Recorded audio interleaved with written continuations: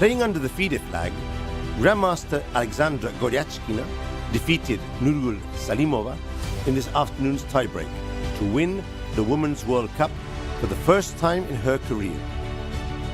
After surviving a very delicate situation in the first of the two games, ultimately achieving a draw, she converted her extra pawn in the second game to win the $50,000 first prize. In the other very important tiebreak of the day, Praggnanandhaa prevailed over Fabiano Caruana, qualifying to the final of the open section, where he will face none other than Magnus Carlsen. Caruana missed a huge chance to win in the first of the tiebreak games, and Pragg didn't give him a second chance, scored a win, and with excellent defensive skills, took home the match. Caruana will now dispute the bronze medal against local hero Nijat Abbasov, with the spot in the candidates in play.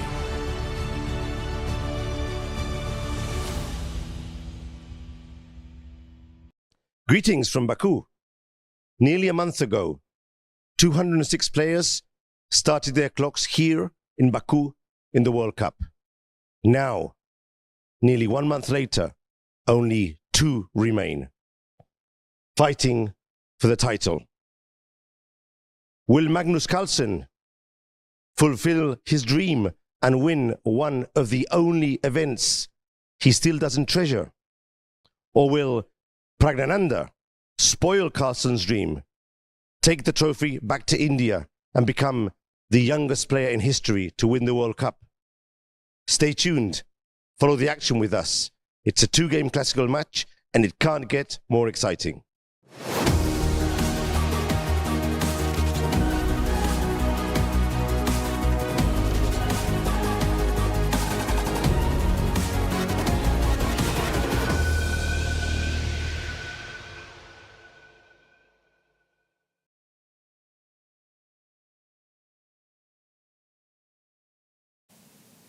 Welcome to the final round of the FIDE World Cup 2023, and today will be the first game of the finals between Magnus Carlsen versus Praggnanandhaa, and also for the third place, Fabiano Caruana versus Abbasov Nijat. And we already have, again, Irina Krush on the studio with me. And what is your take about today's matches, Irina? Well, I think the chess world is very excited to see Prague take on Magnus. This was the only way they could meet in this tournament at the very end. He mentions that in his interview. The way he's been playing, beating the world's number 2 and 3, it definitely feels like this is going to be a very anticipated matchup to see, if he can just keep going with this run. Right, and create some big problems for the world number 1. Yeah, exactly. And Praggnanandhaa is the number 3, the third youngest actually, to be in the final after Bobby Fischer and Magnus Carlsen. Oh, wow. I mean, in the candidate, yeah. So by advancing to the final, Praggnanandhaa secured the spot for the candidates, and he's going to be the third youngest in the candidates. Yeah, he said that he was happy that he managed to get it without any doubts, right? So that because if he was fourth, exactly, then he would still have to wait until December and January, to get the confirmation. Yes, and well, it's definitely a very big day for the Indian chess fans as well. Yeah, to see an 18-year-old Praggnanandhaa in the final facing world number 1 Magnus Carlsen, one of the greatest players all of time. And I saw some meme actually on the internet, as if Praggnanandhaa is the Jack the Ripper, and then he's just knocking out Hikaru Nakamura and then Fabiano Caruana, and now it's time for facing Magnus Carlsen. So it's going to be a very interesting match, and I'm sure Magnus himself will be very motivated playing against such a youngster like Praggnanandhaa, very, very talented, one of the Indian prodigies. Yeah, I think so. I mean, we already saw that there was that bit of interaction between them during this event, when he kind of gave him a clap on the back, right? After him beating Hikaru Nakamura. And I'm pretty sure from what I've seen that Magnus respects Prague a lot, and there's a nice relationship there. But at the same time, he does find motivation in facing the younger generation. And I feel like he's going to also want to bring his best foot forward today. Yeah, I bet so too, yes. And yesterday it was Well, how can we say? It was another dramatic tiebreak at the office, yeah, because, wow, like the first game, Salimova and Fabiano Caruana, they could actually win the match if they won the first game. But things didn't go their way, and unfortunately, they got knocked out. And now Fabiano has to work hard again in order to get the number 3 spot in this World Cup. And for women's section, I also have to repeat my congratulations to Alexandra Gorchkina, who's showing a lot of determination until the very end of the event and managed to clinch the title and redeeming herself, because also in 2021 Women's World Cup, she went into the final, but unfortunately lost to Alexandra Kostyuniuk. The match of 2 Alexandras. Oh, the match of 2 Stashas. But this year's Gorchkina managed to win in the final and clinch the title. And also congratulations to Nurgul Salimova for such a stellar performance. It's an incredible run, really, a very superb performance by Nurgul Salimova, clinching the second GM norm and also securing the candidate spot. And wow, I think the future is very bright for her, yeah? Yeah, I do feel like we're witnessing a very historic World Cup. Yes. Where some players have introduced themselves to the chess world in a way that they weren't known before. I mean, well, Prague, I mean, everyone's known that he's very talented, but still, I think to go to the finals of the World Cup is a special achievement. Yes, and we see right now on the camera at the trophy that everyone is trying to fight for it. So Magnus Carlsen or Pragnananda will be taking the trophy home with him. And we see Pragnananda already arrive on the board. We are about 2 minutes away from the start of the game. And I don't know how many chess fans are gathering today, but seeing from the screen right now, there are a lot of chess fans out there also pretty much cheering for Nijat, yeah?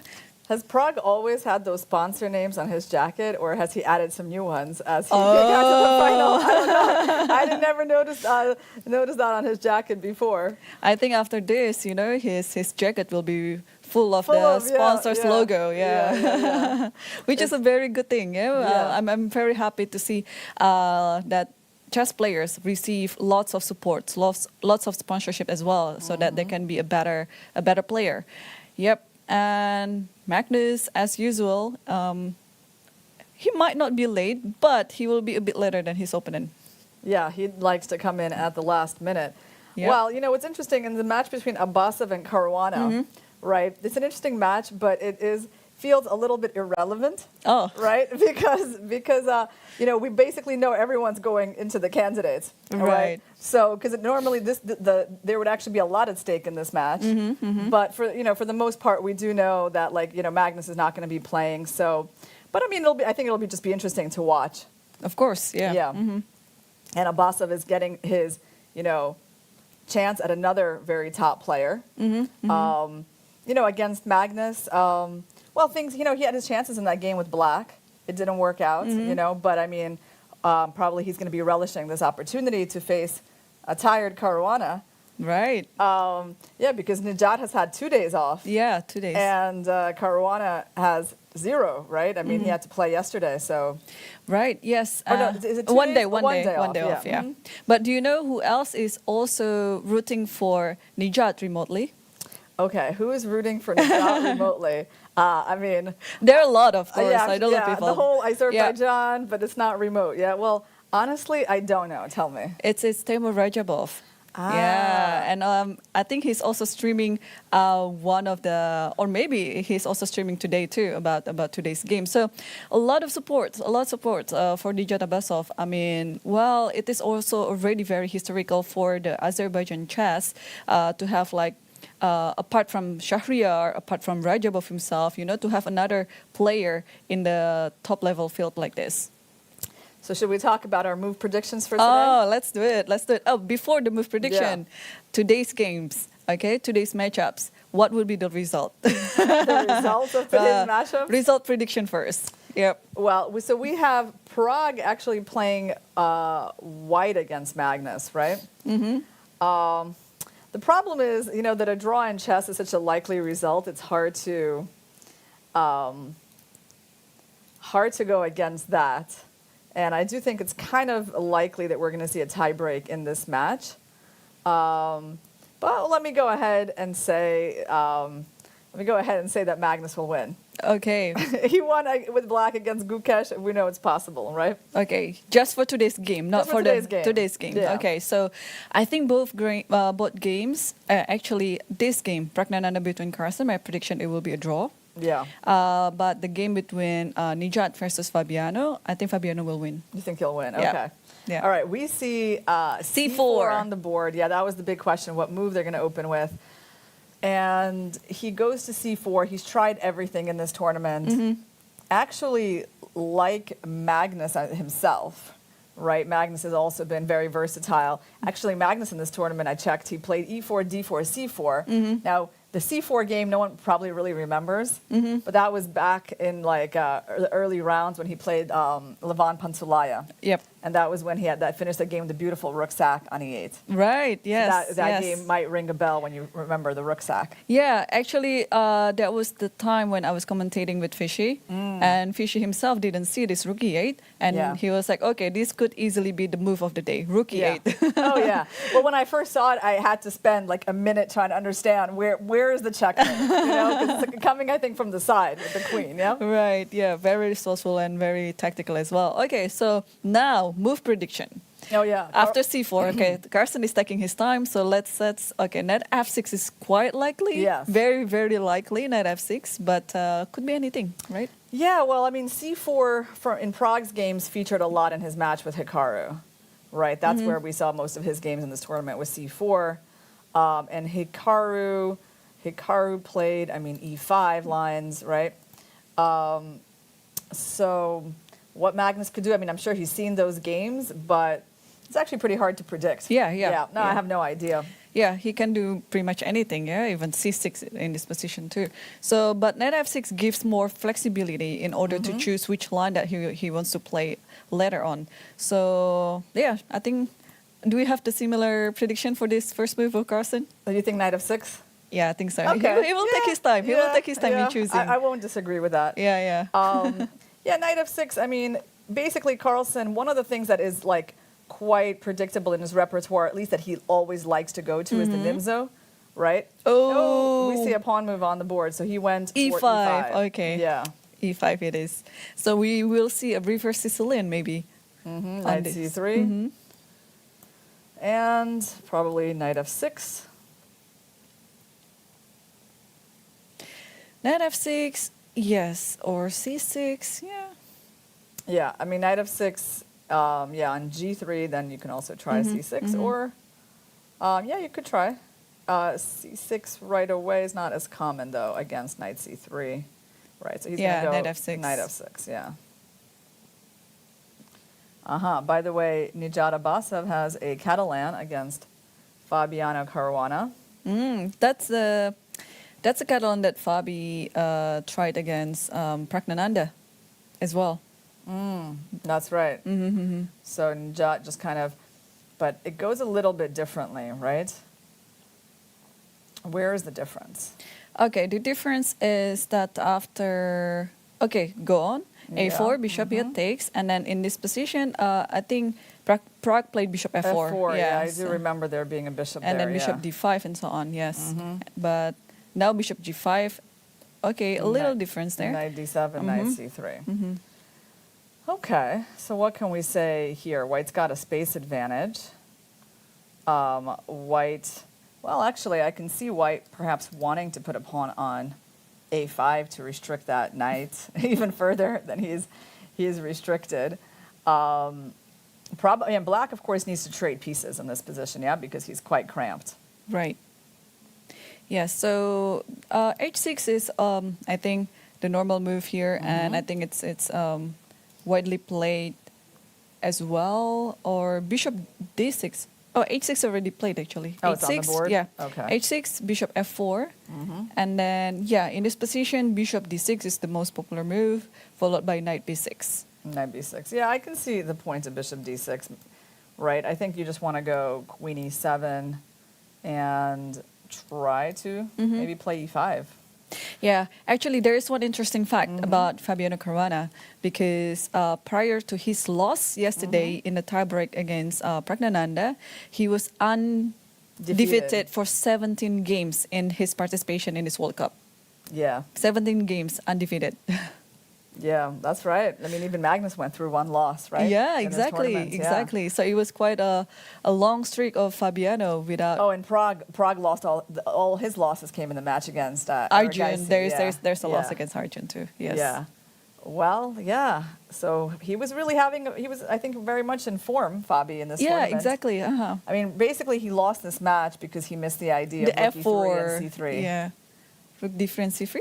Yeah, against in their. Oh, you're talking about that. Oh, the tiebreak. Yeah, I'm yes, talking yes. about you're talking about the game that he didn't win, and I'm thinking more about the game that he actually did lose. Okay. When he lost because he allowed the C3 D4 idea. Yeah, I think that game cost him a lot mentally also because I'm sure he soon realized after the game, after he drew that game, that this is the game where you should have just won easily. But instead, he made a draw, and maybe it has some psychological impact on his next round. So, it's hard to come back from such a miss. We also saw that Salimova did not come back. Yes. From that either. So basically, they both let out winning positions in their first rapid game, and they both went on to lose the match.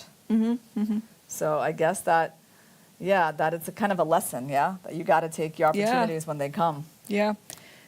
So Bishop D6 is on the board by Fabi. Yep. Still following the main line. Yeah, it's interesting to see what is Abasov going to come up with here. I mean, Bishop takes D6 seems a little boring, and he doesn't do it. Queen D3. Here we go. Queen D3, not played. In the top level game, yeah? Yeah, not played very much. So he went Queen D3. Yeah, it's interesting. Well, okay, he's not worried about the trade because he doesn't mind that structure, which in general looks quite nice for white. Yeah, I mean, you get those double pawns, but you get great control over E5. So the idea of Queen E3, though, is the idea to support actually E4. That's one, I think, point. I mean, the idea is also you're stepping away from knight b6 tempos. But I guess if I were white, I don't know. I mean, if you go e4, then your pawn is a little extended, right? Because normally that pawn wants to be on e3 in case of a trade. So it does look kind of weird on e4, right? Because it can come under attack actually pretty easily, right? So I don't know if e4 is the main idea. That's sort of the aggressive idea, but maybe it's really just prophylactic stepping away from knight b6. Could be both, yeah. Here, maybe... Yeah, actually the idea of bishop takes f4, g f4, it's also the main choice by computer. And then you can try to offer more trades by playing knight d5. Yeah, okay. Well, I got to tell you, from a human point of view, this is not the easiest move to make, right? Bishop takes f4. G takes, okay, you want to trade more. So that's when I use my pawn. I mean, I guess looking at this position, I would be quite okay playing with white, though I guess you will trade this, right? Will you just give me all the space on the board with knight c3, bc?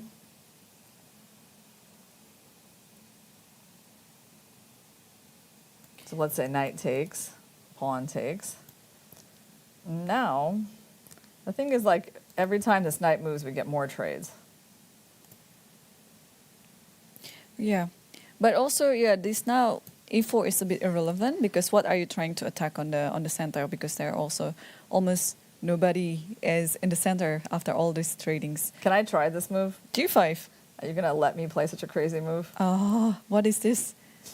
What if I just play F5? Yeah. F5 or... Okay, F5... Maybe queen f6. But I mean, I agree that, there wasn't probably much of a point, although there is a tactic here in this particular position. 95, yeah. A little trick that allows me to trade some pieces and be okay. Yeah, because actually I have one pin, and then I'm going to get a second pin. Right. After queen f6. So, okay, g5 was my attempt to kind of get rid of this pawn, but I guess it's not, objectively correct. Yeah, white has the center, so your space on the king side doesn't really matter all that much. I wouldn't have thought of playing G5 at all. At all? You wouldn't even look at it, right? I wouldn't even look at it. Oh, I don't know. Yeah, I would. No, I would definitely like. I look at it, you know, because I don't know. I find like playing against these strong pawns a little uncomfortable. Yeah, I might actually look for some move like B5, for example. Yeah, because if you take, I'll just take it with the pawn, put the knight on B6, and then to C4 maybe. You know, just try to get some space like that. Oh, B5. Yeah, you can just go bishop D5 and yeah, like that. yeah, that's also can be an idea. And if you actually take my rook on A8, I can take it with the queen, and it is also pressure on the F3 knight. So yeah. I agree. Seeing this move, it looks a lot more normal, doesn't it? But also effective. But it's symmetrically, you know, B5 and G5. You know, it's just symmetrical. Yeah. All right. So let's go back to Magnus's game. We have a few moves, and they're in this reverse dragon. And now the move for Magnus that's popular is like bishop C5, right? It's kind of like the more recent move that's become popular, but he's gone knight F6. Okay. Yeah, okay. That I really have like not seen any games in. Compared to the other alternatives of knight B6 and bishop C5, like, wow, I barely see any games at the top level. Actually, Magnus has played it in 2020 against Irene. Oh, okay. Actually, yeah, that's right. No, I see it now. Barely any games, but those games have been by Magnus, a lot of them. Yeah, and against Nepomniachtchi as well. Yep, and he's been on the white side of this, I see, against Van Foreest. There's also been a game, Xiong Nakamura. Okay, so Naka has tried this. Yeah, you know, but again, somehow I've missed that, you know, compared to like the massive games that's in this move and Bishop C5. Bishop C5, like this one is really relatively rare. But, okay, first of all, do you want to comment on Carlsen's hair today? Because I know you like to make those observations. What do you think about it? I think he's getting exhausted and he has no time to do his hair. You think that it was just figuring out what to play against the English that took up all his time? Yeah. Yeah. You know, I feel like that often too. Like I just never, you know, get time to do my hair before the game because it's like, you know, I barely have time to like take a shower and get myself out the door to make it on time. Right. So you know, 'cause I get a lot of comments about the hair, but yeah, definitely, there's a time crunch, you know, between the preparation and eating and shower. So the hair sort of goes on the back burner. Yeah. So, well, I think you're right. It shouldn't be your priority among other top things. So, well, I don't know. Usually when Carlsen does his hair, he would look more focused. But we could already see from this game, like after a few moves, he has gotten up his chair a couple of times.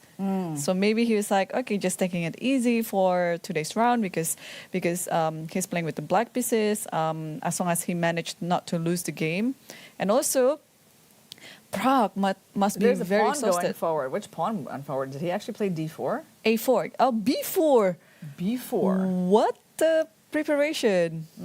Okay. Well, this is quite thematic as well, right? Because if you take this pawn, there's always kind of like a little sacrifice on E5, but you'll get the piece back.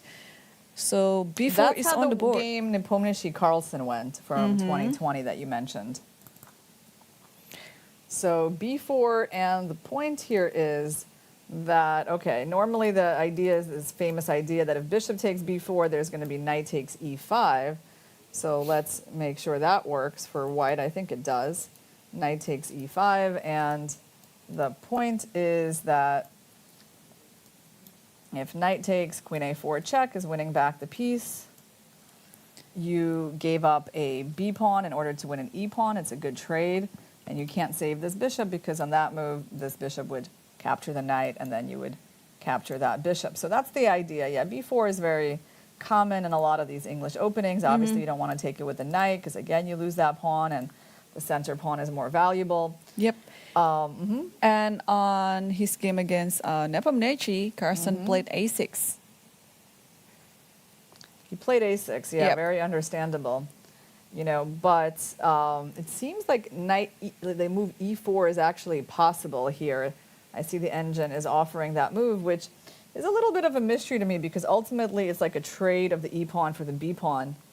So I don't know if Carlsen is going to want to do that. So let's take a look at what is the point here. So here, a6, Bishop takes b4. You know, knight takes, knight takes, knight takes. I mean, just purely visually, like obviously this position looks better for white. Yep. Right? Even though the computer doesn't seem to agree, but if you just look at it and you're like, well, center pawns versus queenside pawns. Yeah, and this bishop on c1 will go to b2, and it's already hitting on the king side. And what did he do? Bishop d6. Or d6, yeah. So that's different from what he did last time. And apparently there's no games with this move, right? So bishop d6 is something new. I think, I mean, he must be familiar with this, right? Because he didn't take that long on that move. Yep.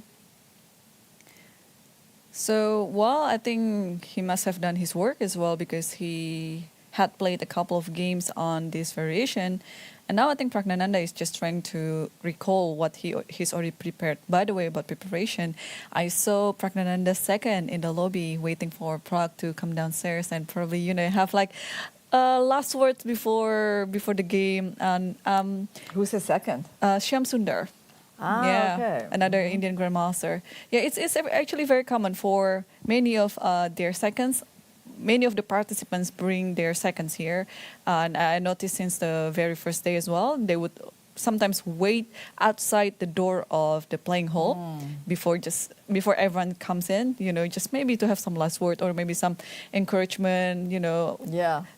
And all the best wishes before the game. So yeah, it's actually nice to have someone like that to accompany you throughout the tournament. It looks like Carlsen is here on his own in this tournament, right? I think so. I think he's been receiving help remotely. Yeah. I think, I don't think anyone is here. Well, he had his friends in the earlier rounds. He had Arya and Tari, and he also had David Howell. Oh, yeah. Oh, yeah, David was here, right? Yeah, okay, and also Jordan. Jordan was also here. Oh, wow. And now he's been, like, left alone. Left alone, yeah. Yeah. Same with me. I have all my friends here, but one of them, I mean, one by one. Yeah, everyone is gone. Everyone is leaving. So. I know. It does get a little lonely, but, you know, I'm actually feeling like more happy as the tournament goes on, as we get to the later stages. I just kind of like into this routine, you know, and I'm excited about the event and just like what we see every day. So for me, even though it's like, yeah, it's gotten, you know, quite isolated in a way.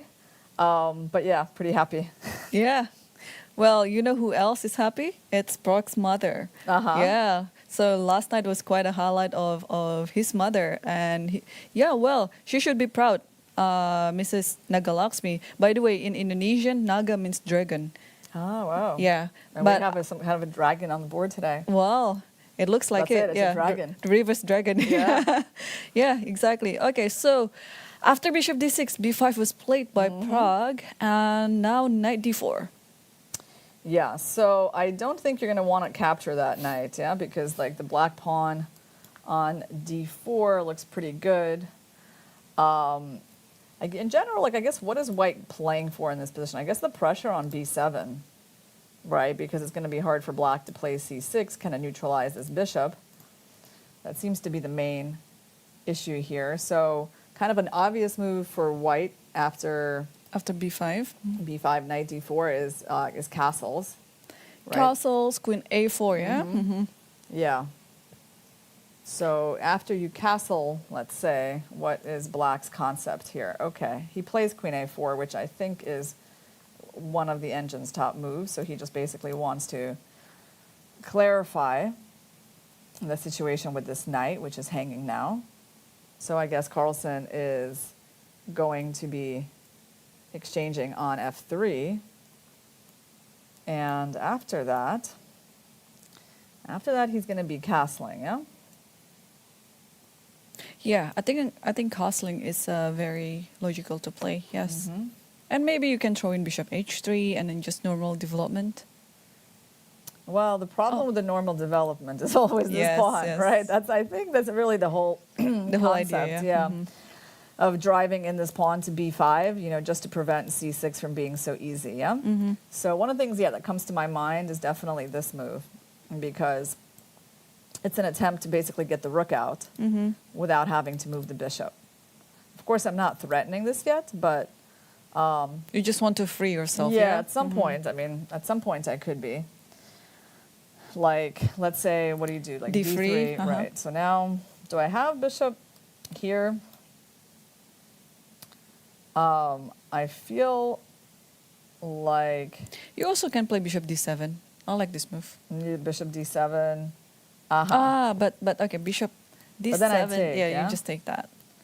I take, and then I take with the queen. Yep. Yeah. Or, yeah.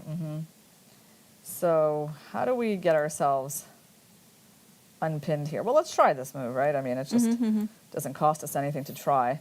So then you take. That's the key. And the problem is if I take, you take, oh, actually, there's no recapture of the bishop. Because there's queen h1 checkmate. Let's show it. Let's show it. Yeah, that's kind of a cool checkmate. We don't see that one too much. Yeah. So hold on. After bishop f1, then we can't take an a8. So I think you just have to take the bishop, and then you have an exchange sack. Yeah, sack. But you have 2 extra pawns to compensate it. Yeah, because you cannot take on b5 right now, and the next move you'll just take on a6. Yeah, you're gonna play b takes a6 and get like a super strong pass pawn, right? And a pair of bishop. Yeah. Sure. Yeah, and basically this position, we go in for that. And white has an extra pawn in this endgame. And just technically winning, yeah? So, okay. So bishop h3 doesn't work. So how are we going to get this, this queen side developed? Rook a7. That has been a move we've seen. It's the ugliest. No, I'm just kidding. We're not gonna be putting our pieces like that. And plus, it has no idea. Yeah, okay. Maybe the knight? Maybe the knight can try to move somewhere? How about here? How about this idea? This actually looks like it makes some sense. I mean, maybe it's not good, but like at least there's a point to it, right? I mean, I know you have knight d5. Maybe you'll try that. But let's try this move. Yep. Yeah. Yeah, this looks okay. And I want to go knight b6, and then I'll be free to move my b pawn, my a pawn. So here I would look at 2 moves for white. I would look at that, and I would look at that. And both of them try to control that square. I think if you play bishop e3, I can just play knight b6 or knight c5. Knight c5. But knight c5, yeah, knight c5 is good. Yeah, that's true. Then I basically have to get off these squares, right? I have to like go back. And now you can choose not to take or not to take on b5. There's a very interesting move like this. Because I can try to put another knight on d4. Look at that, the knight from f6. How did he even make that journey? 1, 2, 3, 4. It's not easy, yeah, to move a knight over 1 square. You can also put from g8. Yeah. g8 to f6. But this actually looks reasonable. Yeah, I feel like at least we have a clear plan. So knight d7 didn't work out so badly as our attempts to neutralize this queenside pressure. So if you go knight to d5, I guess you're going to do the same thing, aren't you? I mean, just knight c5. Yeah, and then we even have like more of a problem with this pawn. Right, yes. Yeah, you might just lose the pawn. So, yeah, I can see the game going in this direction, but Carlsen, he's still thinking after queen a4. Like, he hasn't even been convinced that he needs to make that trade yet on f3. So let's see what else he's considering. Well, that knight is currently under attack, right? White wants to take it immediately. Yeah, or maybe moving the knight back. There's moving the knight back. There's a move that I kind of feel very doubtful about, just strategically. But I mean, let's just show people like why this is not good. I think it's not great because it's not like completely ridiculous. But the point is, you just take and then you bring the knight back, and I think strategically white is better because they've got the center pawn versus the queenside pawns, and it's just a nice structure. I think you can even throw in now knight b5. We can continue. You want to go immediately after this bishop. Yeah, maybe even get your bishop here. Yeah, Stop him from castling. Yeah. So that doesn't work. So what else can Magnus do? He's still thinking. So he can move this knight somewhere. How about knight there? Knight a6. Okay, knight a6. Yeah. Yeah, this actually seems quite possible as well. Yeah, you want to put it on c5. Yeah, you want to put it on c5. Yeah. So knight takes f3 is by no means the only move for black. Yep. So black has a few options here. I mean, here he kind of keeps the knight blocking the bishop for now. Right. Okay, so still, I'm just curious, you know, whenever there is this stage happening on the board, it's like this transition between, from the opening to the middle game. I just want to know, like, until which point does the preparation of these players stop, you know? Yeah. We got to get them in the studio to ask these questions. Right. All right, so knight e6. Let's carry on with a few more moves, right? So you want to go knight c5. I mean, this is not too big of an idea. I'll have like knight d4. All right, let's just castle. Castle or knight c5? I like castle. Okay. So now, I mean, bishop b2 is my most obvious. d3 as well. d3. And there's some kind of a d4 move. But if you go e4, I guess I'm going to go knight e5. Pretty good. I have to calculate pawn takes, knight takes, bishop g3, knight e6. Seems to work. I mean, it seems like I can also do this move. But I would, okay, let's just go, I don't know, let's go bishop b2. Let's keep it simple. Okay, let's play knight c5.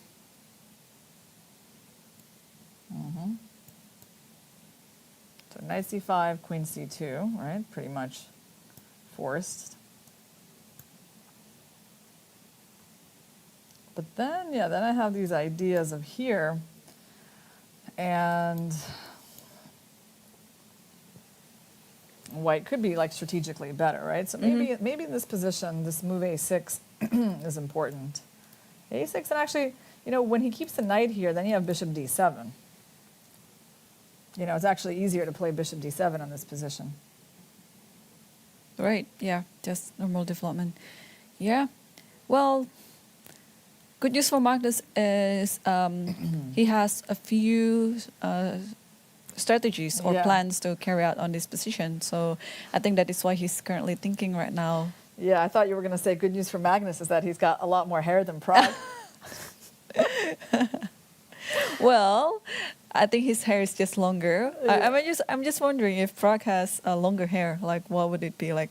Would it be like what Magnus has, or he had different style? All different style. Yeah. Krush is similar. Yeah, Krush has similar style to Magnus. All right. Yeah, it's funny because I know Magnus's hair gets a lot of attention, especially like in the recent years. Yes. You know, and I kind of sympathize with that because, you know, I'm a little bit like that too. You know, I don't really pay a lot of attention to these things. You know, kind of don't mind the messy hair. So yeah, let's take a look at what's going on in Nijat versus FIDE.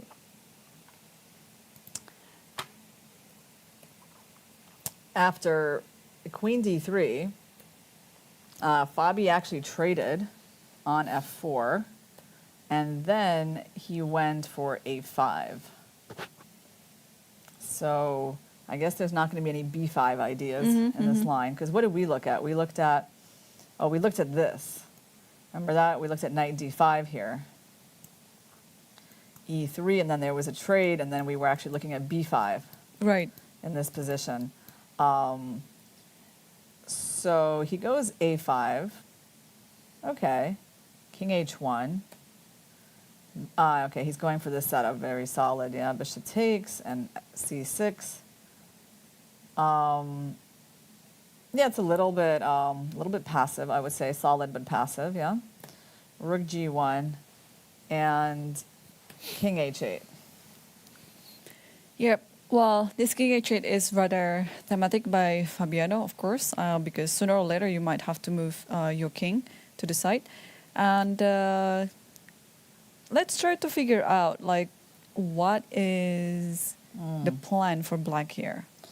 Yeah, well, the plan for black is not to get mated on the G file, I think, right? I mean, what plan can you have when you got no breaks anywhere? No breaks. Like, look, not a single one. You know? So I don't know. No, I mean, I know this is very thematic, taking and playing C6, like it's supposed to be solid, but it also feels like you lose, for black, some of the dynamic possibilities by playing like that. Maybe it's not such a big deal. So what can white do? White can obviously try to keep doubling, right? Rook G3. Black probably intends to put the rook on G8. In terms of this break, that's not dangerous because of E5 as one of the answers for black, I think. Reasonable. You know, normally you always think of the pawn having to be here, right? But I see there's a suggestion of like having the pawn there, which kind of makes sense now that you've traded the bishop and black doesn't have knight H5. Now you could try to go, you know, E5 and F5. That's an aggressive plan. I mean, that's probably the most aggressive option for Nijat. So now we might have to make a move like this because you're about to attack me anyway, and at least if you attack me, I go there and I stop you from going F5, right? So maybe the knight needs to be rerouted. Oh, but what did Nijat do? He went for E4. Immediately. Yeah, look at that. The most aggressive move. Well, I mean, I kind of like that, right? By the way, he has a lot more time than Fabi, although I don't think it really matters at move 18 where they are at, as Fabi has plenty of time. But Nijat is, I guess, more in his preparation. Right, yes. So, well, Nijat is still gaining his time. So starting time is 1 hour and 30, and now he's still on it. And Fabi has spent roughly about 13 minutes. But yeah, he's still in the opening stage, and it's normal for white players to have their own preparation on the board because white decides the line, the opening. But yeah, so what do we do about this E4? I don't really like this. I don't like this position for black too much. Just in general, it feels like, okay, the outline is that white has the initiative. Okay, we can try this. And, you know, my first thought was, can I go E5 and, like, bishop E4, like, after you play? But you might have, like, some sort of an F5. Maybe that's your point. Like, when you go here and I go here, because there's no real point putting the knight there, I guess, although it's interesting. I wouldn't say there's no point. Like, even that is an interesting idea. Knight F5? Yeah, knight F5 and I have bishop G4. I think, and I try to get rid of your knight to occupy D6. Yeah. And then once I get the outpost, I'm extremely happy. So, but maybe the idea, like if bishop E4, I don't think it's as good of a move because, you know, you're leaving the knight useless, but it's F5. Now this I can see as being okay for black because he's kind of pushing us back. And if we take, like our pawns are just way too weak. You can take with the rook. You can just take with the knight. Everything sort of works. So we have to be a little careful. But knight E4, you might not need to do anything because, well, you're still going to have knight C8 ideas to get rid of my knight. Let's take a look, though, because it does look kind of promising for white, doesn't it? Yeah. Or should you go knight D5, attack my pawn? Yeah, I would say just use one of the outposts, D5 or F5. Oh, I feel like we're going to be attacking here. I really do. I mean, I feel like I'm going to give you that pawn. I'm going to play knight D6, let you take on F4. Maybe play queen D2 or queen E3. Right? I mean, okay, I'm just going for it. So knight D5. Okay, apparently I had some better moves here, but I promised you I was going to play this move. So I'm going here. I'm giving you that pawn, and then let's say we go here.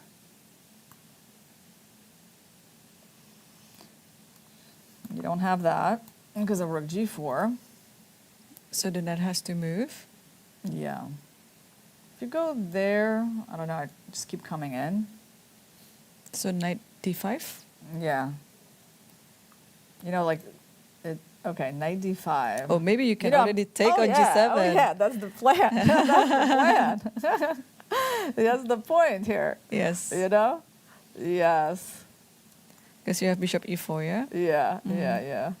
Well, you have to play g5, but, you know, I'm just saying to illustrate White's ideas. In this position, this was not a bad, like, line. Because, yes, you can still survive like that. You got to keep your knight here. And, I mean, it's interesting. And, yeah, and then I guess your knight can go back. It's a lot safer, actually, with the pawn on g5. Right, yeah. So maybe I don't have to do it like this. But, so the point of playing f5 is that when you take, I guess then I just go knight d6, and then I get that pawn back more easily, yeah? Like that, yeah. Yeah, once the knight is on d6, it's just looking very good for White. Yeah, I mean, I have to say that this line is pretty beautiful, so we're going to have to show it. Nice. Yeah. Even the move like queen h3 will do as well. Let's go back move. Queen h3, because this is hard to defend, yeah? Yeah, and then you might sack an f5. You always have the sack on f5, yeah. Mm-hmm. Yeah, no, this is lost. Yeah, yeah. So, hold on. So what are we trying to say here? We're saying that we like Abbasov's position. We like e4. e4 is an aggressive move. I actually feel like this is exactly what he needs to do against Fabi. He just needs to create some problems immediately. Okay, so but it doesn't really make sense to play knight g8 right now. Yeah. If you're going to play knight e7 and knight d5, you can just wait until White plays e5. But then I'm going to play f5 immediately. Yeah, so let's try to figure out how to deal with that. g6 is extremely ugly. No, if you have f5, I have knight e5, so you have to be careful. Ah, okay. So f5 is not an immediate threat right now. Okay. Yeah, good point. So you're saying like when my pawns get here, my queen is unprotected, so you have that move because there's a pin. Okay. But what to do? You can't even like move your queen anywhere, right? Because then you lose that idea. Well, let's just show the line. Like, I don't know, like queen c7, look why it's bad. And yeah, and then you just push through f5, and White has tons of initiative. So Let me try rook something g8. else. Rook g8. Rook g8, but then your knight can't go there. So I wonder Yeah, where it's your okay. knight goes. h7. It's okay. d5? I'll go d5. Okay. Let's think a little bit. Rook g8. I go here. You go here. Yeah. Kind of salivating over White's position there, you know, because I can play like knight takes, c takes,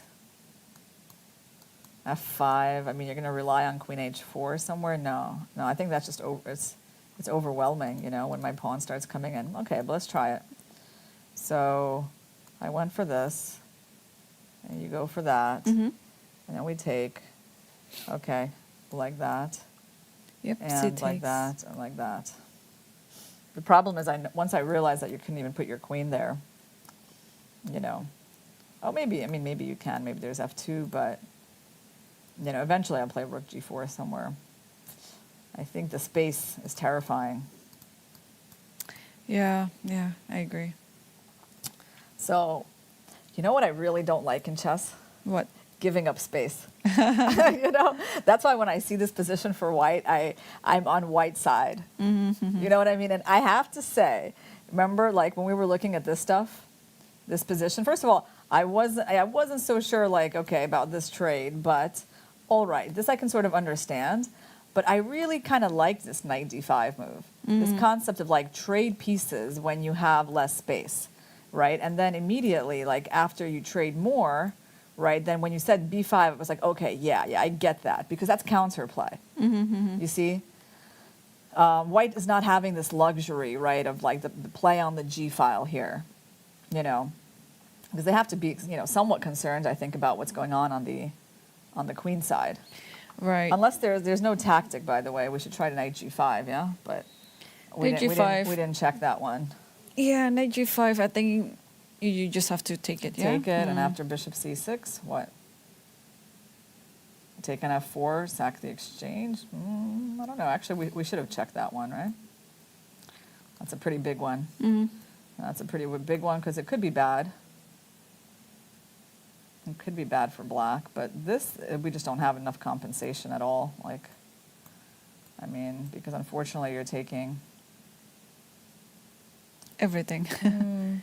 You can play. What's interesting is that maybe not everything, because if you take like that, maybe I can play queen f3 and like actually get a draw. Queen d1.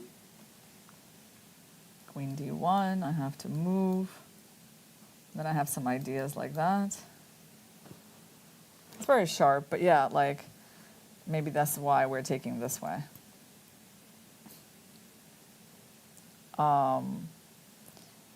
But maybe we should not be giving you the rook, right? So we go rook here. This is still protected. That's important. So if you take, I just take back. Also, there is knight e5 I can throw in.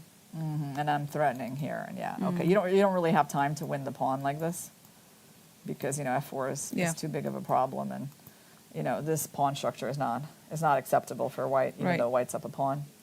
Yeah. So, yeah, that's what I would have liked more for Fabi. So this decision of like a5, yeah, it's definitely standard. Like, I mean, I've seen a lot of Catalan games like that. But it also feels like giving up the bishop like that and then just going in for this like solid but not very dynamic structure is kind of a concession. And Fabi just played queen e7. Queen e7, yeah. It's the type of waiting move that I was also thinking before, because putting the queen on c7 is a bit, I would say, counterintuitive, because you still have to play around the king's side. So queen e7, waiting for you to take action with e5 or f5. But now we lost the idea of knight e5, yeah? Yeah. And now what's going on after f5? You mean e5, right? Or you want to play f5? I want to play f5, and after you take, I'll just play e5. But I was going to play this. Then I start fighting you for these dark squares, right? Right. So e5, then f5. Probably e5, yeah. Let's go with that. Well, we can check that, but yeah. Yeah, you just play e5, right? In general, yeah, we have that answer. So okay, you're going to go e5. And now, where is this knight going? I mean, here for Abasov, it's not exactly a difficult moment, is it? Like, you know, he's going to play e5 pretty fast. It's his whole idea. And then we're going to have to see which way Fabi is going out of those three squares. Or, I don't know, there's four. Knight e8 is like, knight e8, knight g8, I don't really get. I don't really get any of them. But, okay, let's look at knight d5. Yeah, knight d5 looks more natural. Yes, and I think his idea, could it be, that like, let's say if we trade f5, like again, f6, trying to undermine. Maybe that's not so terrible. Well, we can try it. So let's go knight d5. Wait, we don't have any rook takes g7 just yet. No. Yeah, the queen is not aiming to h6. Yep, so you were saying knight takes d5, cd5, and then f5, yeah? f5, and then I was thinking maybe only f6 could be a problem.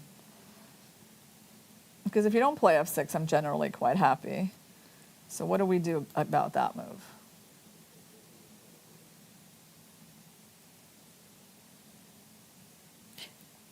Is rook g8 the move? Just trying to prepare it.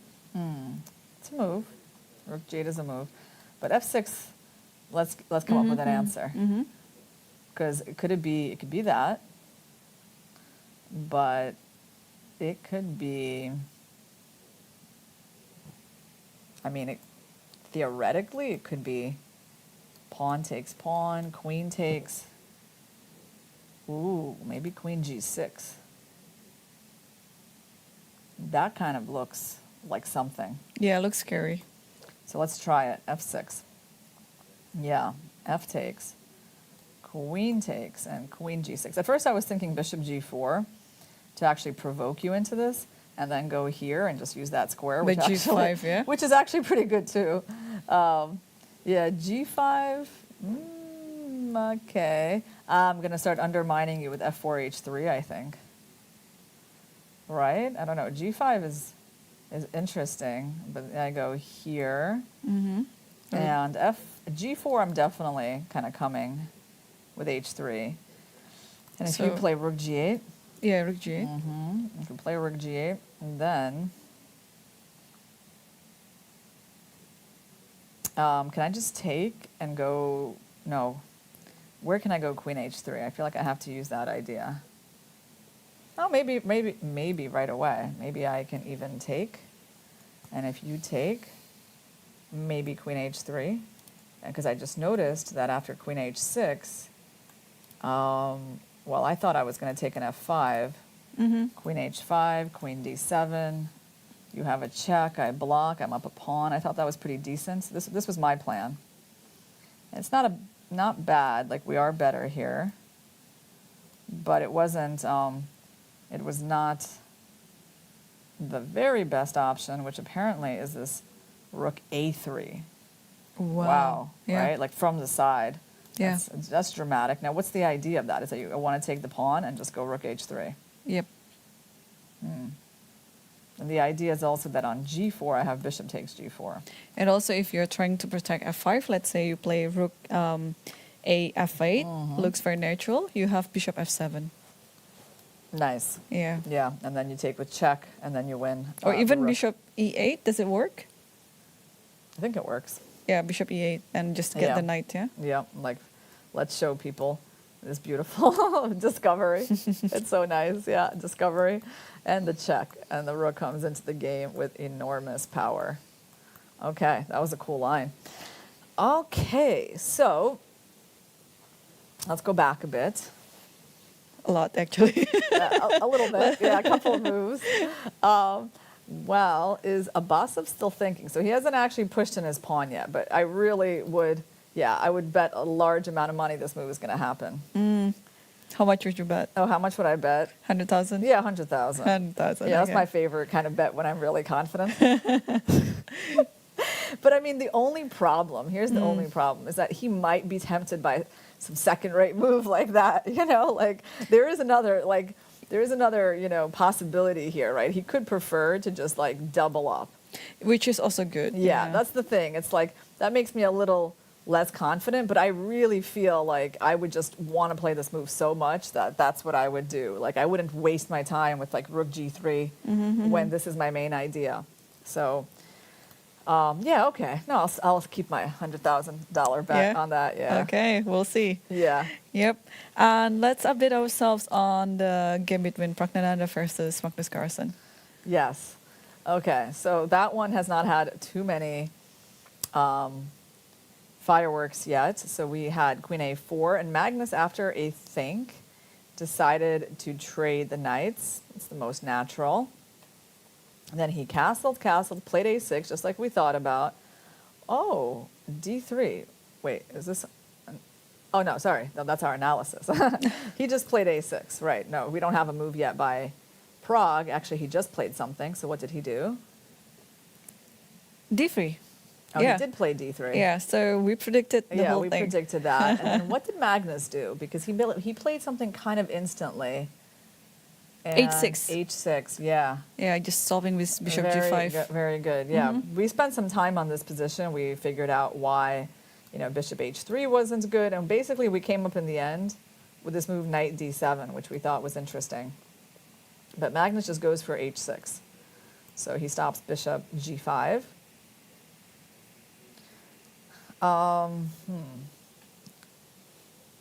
So what's his long-term plan of getting out of this pin? That's what I want to know. Yeah, interesting. I think it would be depending on White's move first, but some bishop moves. You know what it might be? So like if you put the queen here to get ready to connect the rooks, right? Because obviously that's actually why he didn't do that, right? He couldn't go there because bishop G5, and then there's a problem. So that's what his move H6 is about. In general, bishop G5 was already a threat, so Magnus has played a very sensible move. So you want to go queen E7, and then you want to go bishop D7. So then when I take this, I mean, maybe he's planning to sack the 2 rooks for the queen. And he thinks that that is like a good position for him. Let's just try. I'm curious to try it. Like, let's say... Yeah, let's do queen e7. yeah, let's say we just do nothing for white. I just want to play a couple of moves like this. Right? Just get into this position, like somehow like that. So this... I'm sorry, no, not like that. Like bishop takes g2, b7 here. So you actually can take these rooks. But I think the bishop gets trapped. Yeah, c6, yeah. That's the point. So it's not just, you have these 2 rooks that aren't doing much, but also this bishop might not be getting out. So I think that's his point. Yeah, that's a very good point. Queen e7, I like this move. And yeah, getting rid of bishop d7. Yeah, so basically he's going to connect the rooks on the 8th and go bishop d7. Yeah. Okay, so queen e7 might be Carsten's follow-up idea. It's got some coffee. Or tea. You never know. Oh, I bet it's coffee. Usually people don't like drink tea out of that kind of cup. So I'm thinking in combination with his hairstyle, it's like it must be coffee. I see. Great question. It's a great question to ask him, right? Yeah, Michael, if you're listening to this, yeah, there's we're feeding you more wonderful, deep questions. Yes. So, yeah. Anyway, so h6, this queen e7 is a very good idea. I like it. And Prague is also having maybe good ideas as well. This bishop can move to b2, put the rook on c1 maybe. All right, let's make a few reasonable moves for Prague, not just move the king around. So where is this bishop going, right? Is it going to e3 or is it going to b2? I mean, okay, let's just try, because I really feel that he can do either, so let's just try bishop e3. Queen e7. Yeah, so queen e7. At some points, this queen can move back, and this bishop actually gets caught in a little bit of a problem. But I don't know. Like if I go here, you can take, but then my knight comes in. Your bishop is not able to move. Like this position feels like it could be better for white, actually. Sort of. I get the bishop pair. If you place, you can't even play c6 because I take and play bishop c5. I want to play in general a4. Yeah, it could be problematic, yeah? Yeah, we can try to play rook d8 and then c6, and I don't know how bad that position is. Maybe it's solid for black. But still white has the bishop pair. I would still prefer white. So I think Prague has a big choice here, like which way for this bishop to go. And can we show bishop b2 as well? Yeah, let's go bishop b2. Well, Magnus can always go back to the idea that we had mentioned earlier, knight d7. Like what if he goes... What if he goes now, yeah? Knight d7, so if I go queen c2, okay, we're not going to take. We're going to leave that tension. Maybe we should go for this. Protecting the pawn, by the way.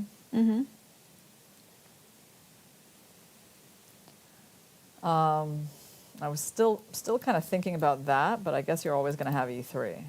That's another point. When the bishop's on b2, then this is probably not so effective because there's e3.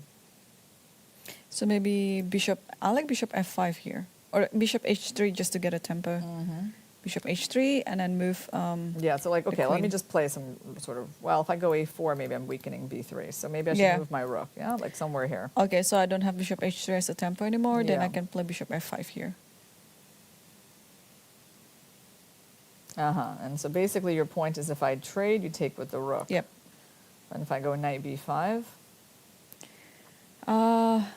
First of all, I can pull the bishop back. Oh no, I cannot. E5 is hanging.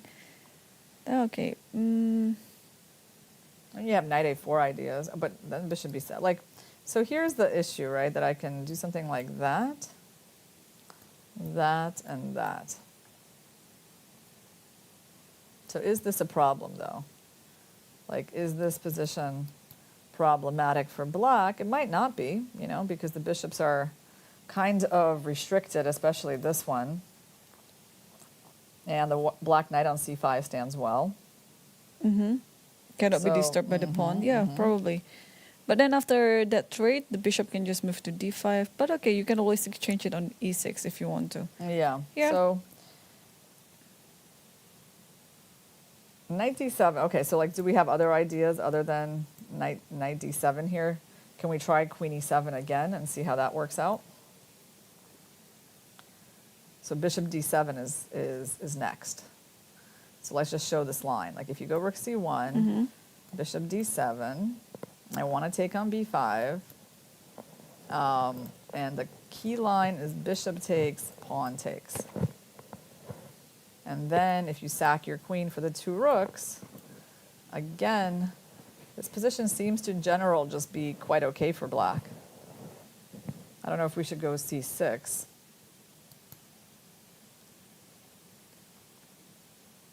c6 is still the first move that comes to mind, right? Or we want to go after the bishop.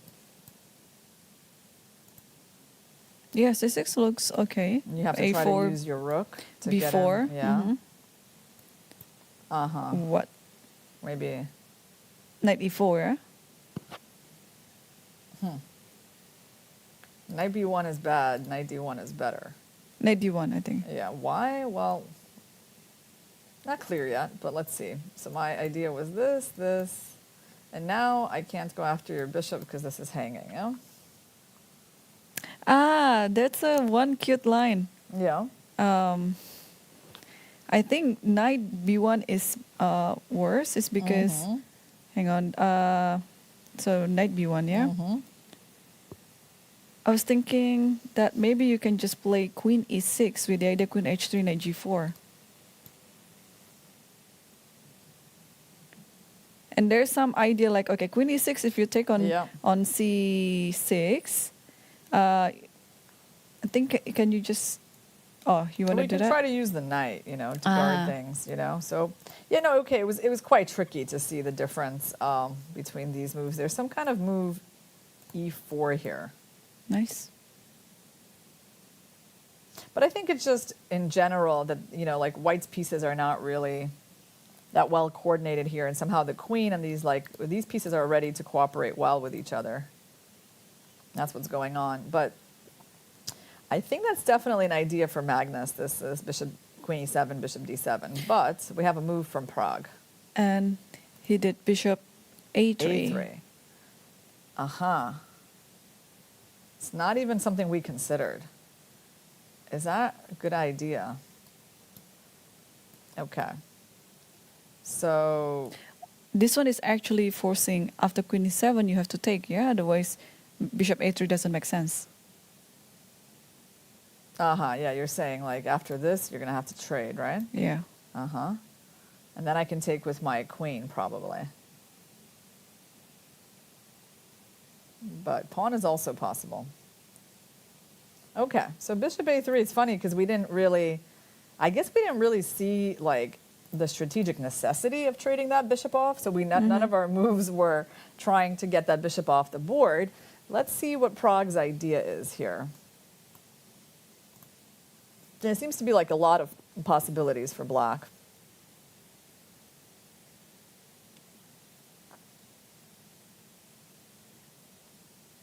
But basically, you can never really go for bishop h3 just yet, right? Or let's look at that, because we tried that earlier, it didn't work so well.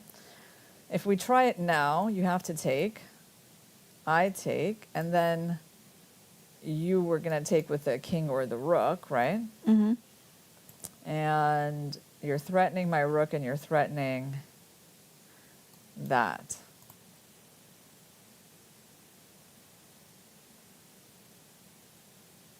But now I think you can take on b5, yeah? So how is that working? Like here, here, somehow, oh, because I remember when we saw this position, there was a rook on A1 and the bishop was there and we were just winning that pawn. And because of these little differences, this, maybe we're not just, you know, winning the pawn because E2 is also hanging. E2, so tactically Magnus can sort of make this work and it just kind of liquidates into a draw, most likely. Right. So even the move bishop h3 is possible. And bishop h3 might be like forcing the liquidation of a lot of things. But well, let's see what else Magnus can try to do here. I mean, okay, let's look at this. Queen e7, bishop takes. Of course, it's a kind of a loss of tempo for us, moving the queen twice. We still have the pressure, you know, we're facing the pressure here. So let's say you go here. And now do we try this move again? And again, we keep having to check this line.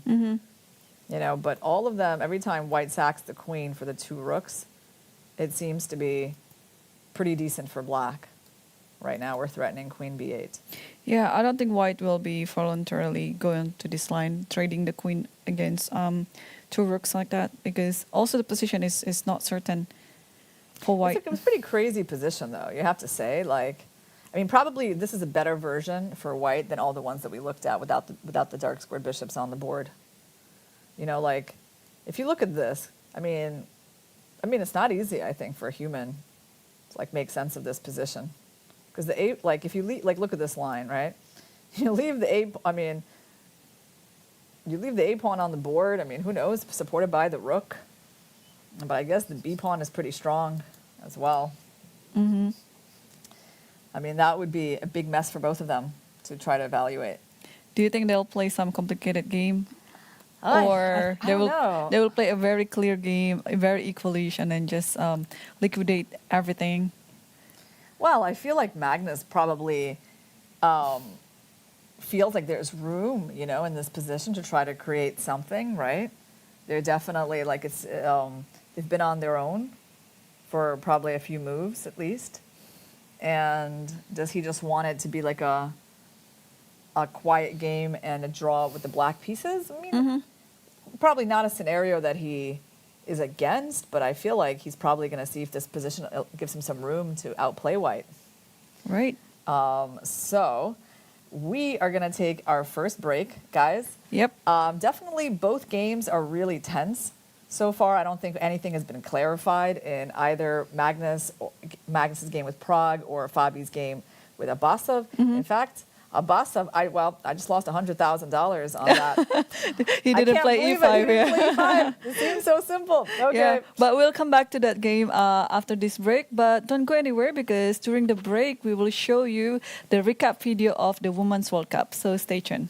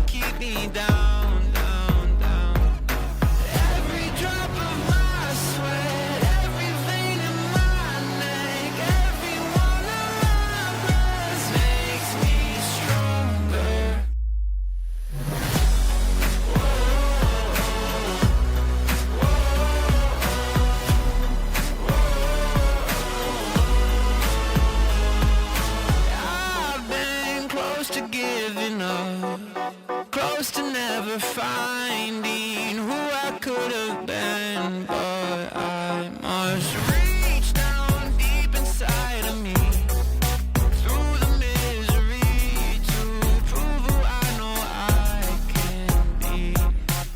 Every drop of my sweat, every vein in my neck, every one of my breaths makes me strong, stronger. 'Cause stronger.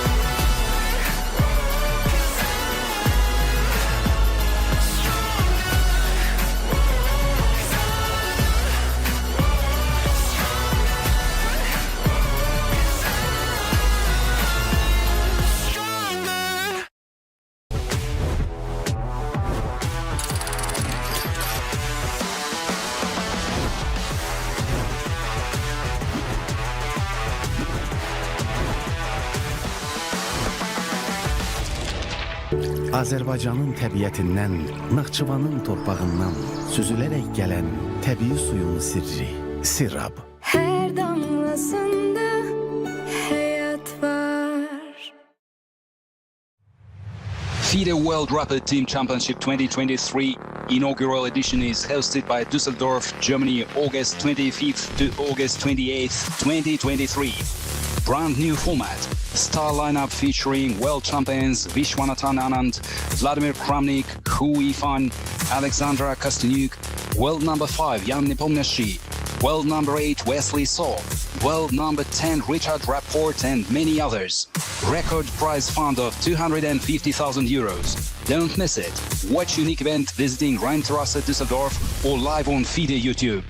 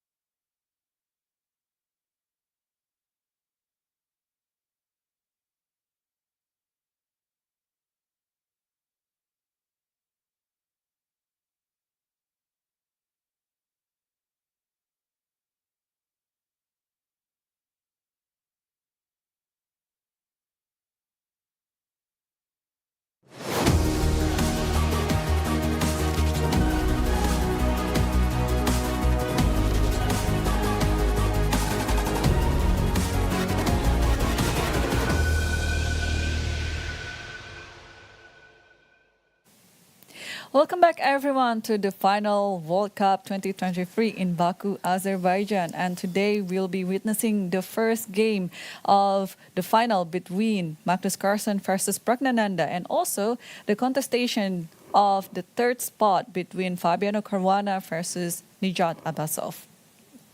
Irina, so we have a few more moves in the game between Fabiano and Abbasov, because in the game between Pragnananda and Carlsen, I think Carlsen is still thinking after the move of Bishop A3, yeah? Yeah, I had time to have my lunch while he's been thinking. Okay, so let's get into the game between Abbasov and Caruana. So he actually, you know what's funny, is I knew there was a chance I would lose my money because there was this Rook G3 move, right? That like, I was like, well, he might actually think that's reasonable, you know, and that's the one he went for, right? So this was our big conversation, guys. Would Abbasov, you know, just go E5? And E5 was just, you know, very direct. Yep. But okay, Rook G3, he's doubling. It's very understandable as well. What is the difference, though? So Rook D8. Okay.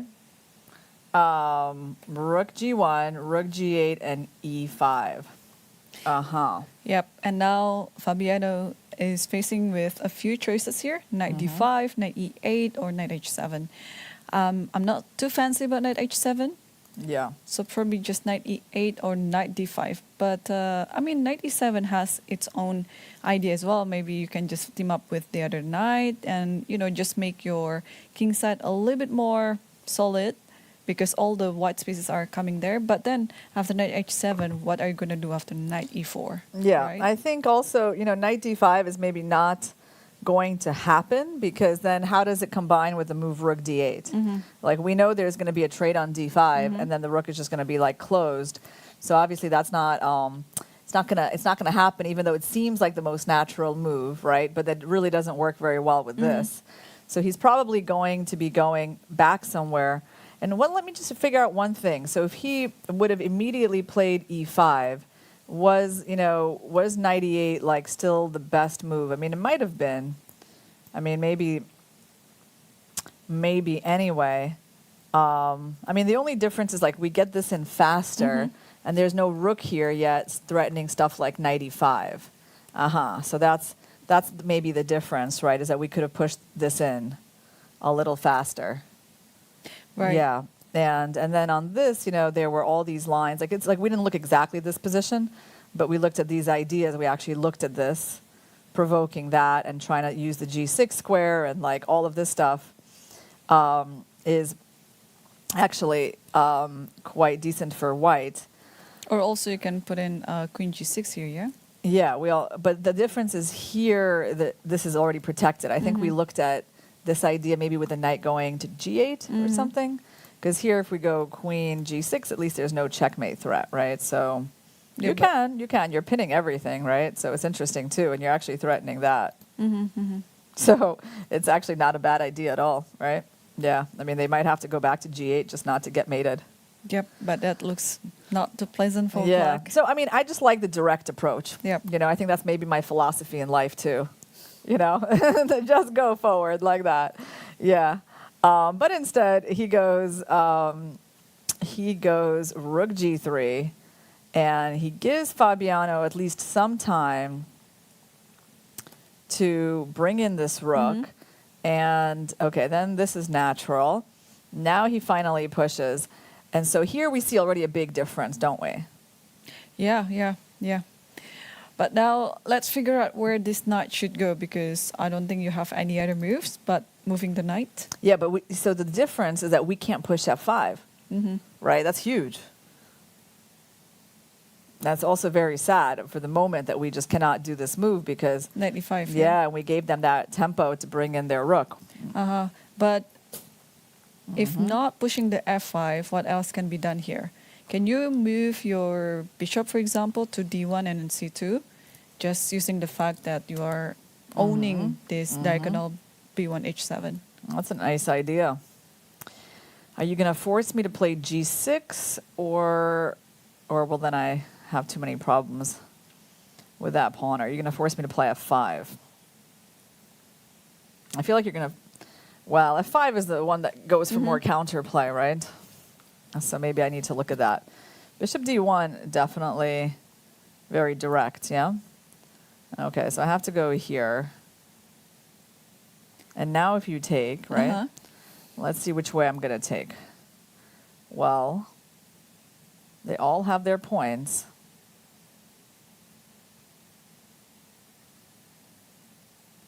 Maybe just knight e. Yeah. Yeah, that looks good. Yeah, just not come back to f6, and you can possibly put it on d5 later on or something.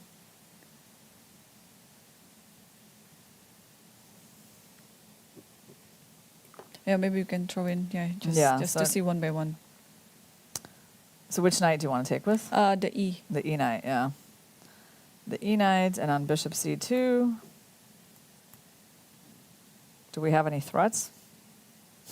We don't, right? We don't really at the moment. We don't have a threat, but what are you doing with this knight?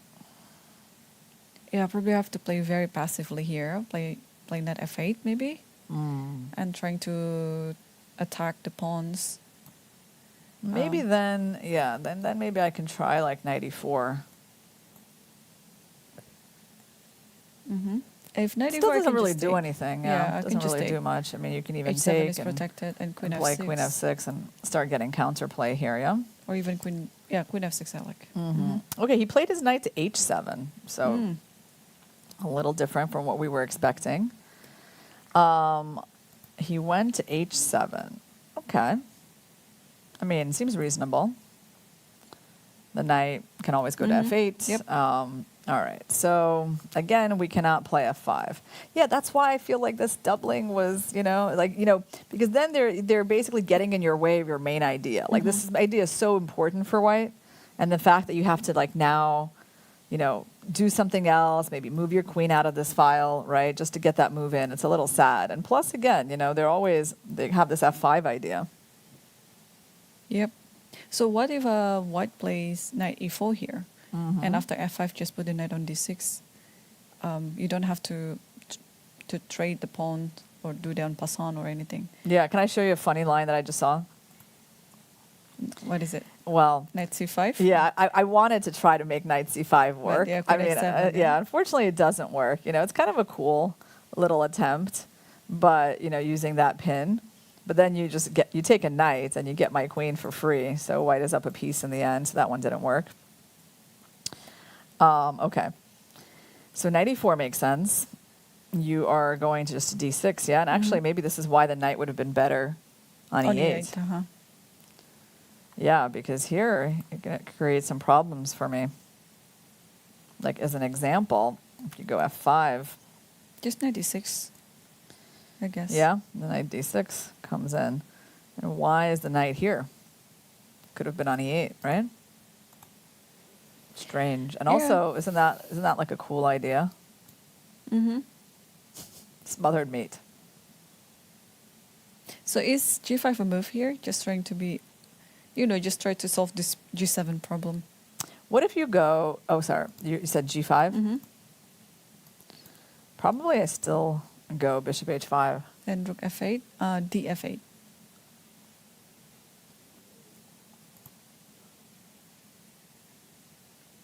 Somewhere I can throw in maybe some sort of h4. Hang on, h4? Yeah, here, and here. G4. Then you have g4, and I don't have time for f3. Yeah, this queen hangs, h4. yeah. All right, g5. Let me think about that. Because you know what I was going to think about? I wanted to know the evaluation of this rook sacrifice. I wanted to know, like, if I give up the rook for the knight and pawn, like, what's that? So that was my kind of question. But your question is also very interesting. So g5. Okay, I kind of like bishop h5. And then you go rook here to stop knight f7.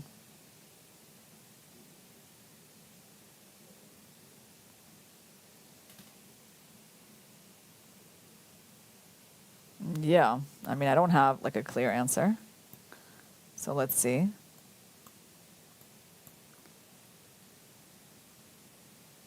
But also, black doesn't know the next move, you know? Like, yeah, there's no threat. there's no threat yet. Maybe you can just simply play f3 just to prepare off g4. Just F3, yeah? Because, yeah, gf is still not an idea because knight f7 is there. Yeah. Some ideas like that, yeah? Or even like move the queen to b3 because really there is no idea here. Yeah, black is kind of tied down, yeah? Especially with this knight that can't move. And if you go here, just attacking the pawn, and I just go b6, I mean, do we just like keep attacking all your pawns? Yeah, like we might just be like attacking you on the queen side because you're not threatening anything, yeah? Because you can't take this pawn, guys, because knight f7 is a problem. So Fabi is kind of suffering right now. His position is not very good. Yeah. Well, he went for a pretty passive position, you know, and even if Najat is not playing it necessarily, I mean, in the most incisive way, he still has the initiative. Right. And I do like this knight e4 move. So we just tried f5, yeah? Oh, can we try? We didn't finish looking at this line. And knight d6? Knight d6, and I wanted to try knight b6. And just Queen this idea. b3. I have queen b3, yeah? Yeah. But in general... Okay, let's play something else. Yeah, the problem is like, okay, what else can I play? Because this actually has bishop f7 as a threat. So it's like it still doesn't really allow me to do this just because, you know, bishop f7 is possible. So it wasn't really a wasted move, right? Like what if I go b3? Can you sack? Like what's the evaluation here?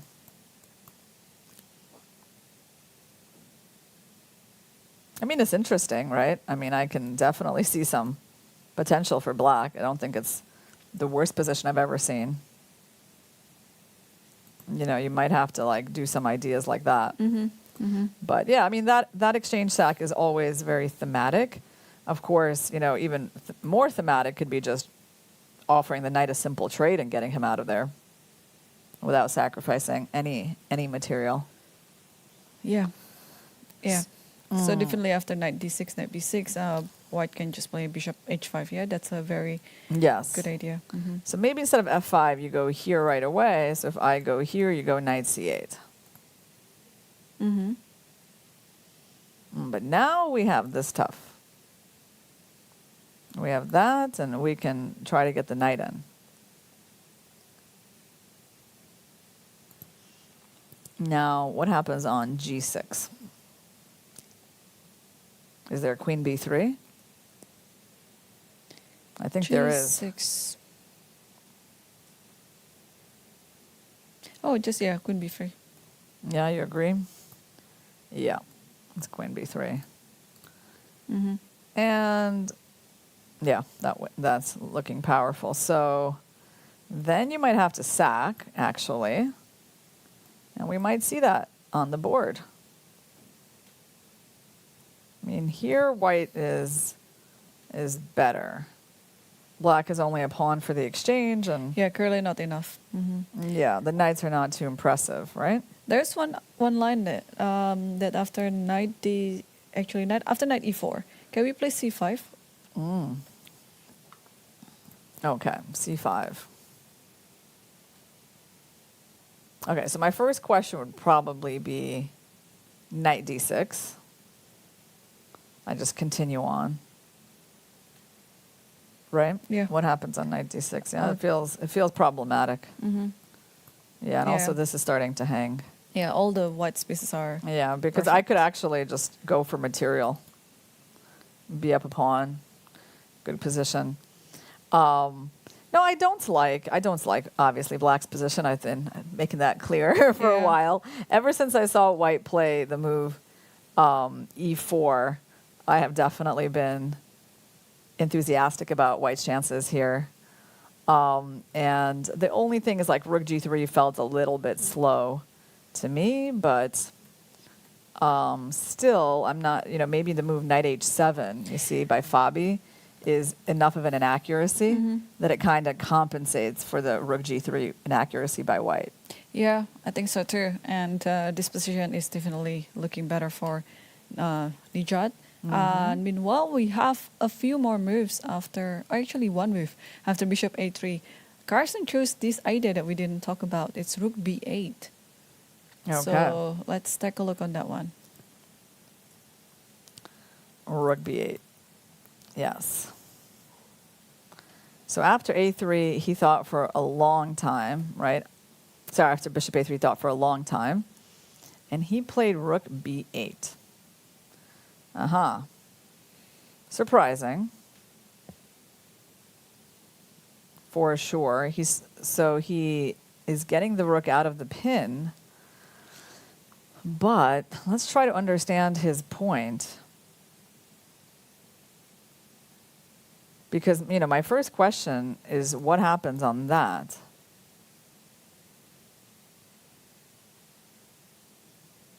Yeah, so if you just take it back, I guess. But isn't that just a better structure? Like, how can that be what Carlsen is going for? Like, if he's just going for pawn takes, I would be, I would be surprised, but I would definitely be surprised. But is there maybe there is some sort of tricky idea involved here? Like, maybe there's a bishop d7 move? Like, just creating tactical problems here? Like, that I could sort of see.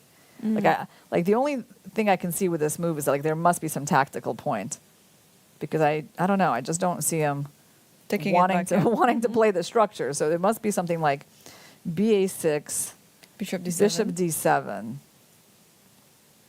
attacking the queen, and then of course if the queen moves back, then you take an a6, right? And you're actually trying to target that bishop. So let's show our viewers. So b takes a6. Yeah, bishop d7. And he's just tactically creating problems based on that bishop. Because on queen a5, there's probably b6. So on that note, maybe instead of taking on a6, white will just take on d6 first. Good point. But then, okay, at least it's maybe a more reasonable structure if I take. By the way, do I have some sort of intermediate moves? You want to take on b5? Yeah, I don't think I have it, but I was just thinking, I was like, no, I was thinking if I do have that, but I definitely just lose because you hit my rook.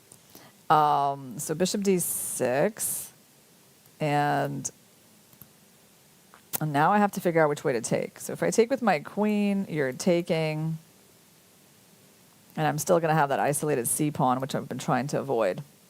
So yeah, this must be his idea. I don't love this solution. I don't know. I still feel like white's got a little bit of some initiative on the queen side. But maybe it's not much. But intuitively, I don't love it, Yeah. So, all right, let's see. C takes d6. Just put rook b1 maybe, yeah? Yeah, I guess there's no point taking. Yeah, that's right. Rook a b1 makes sense, yeah? I guess you want to go bishop e6. You want to just kind of play against that pawn, maybe play d5, I guess. But then you might lose this guy. So, okay, let's just try rook a b1. And you're probably going to, I don't know, take on b5 or what? Or bishop b7. Oh, bishop d7. Bishop d7. But bishop d7, I can just pull the queen back to a3, attacking d6 or b4. Or even b3. Yeah, queen b3, there's bishop e6, right? Maybe. No, I think this move is reasonable. Queen a3, yeah.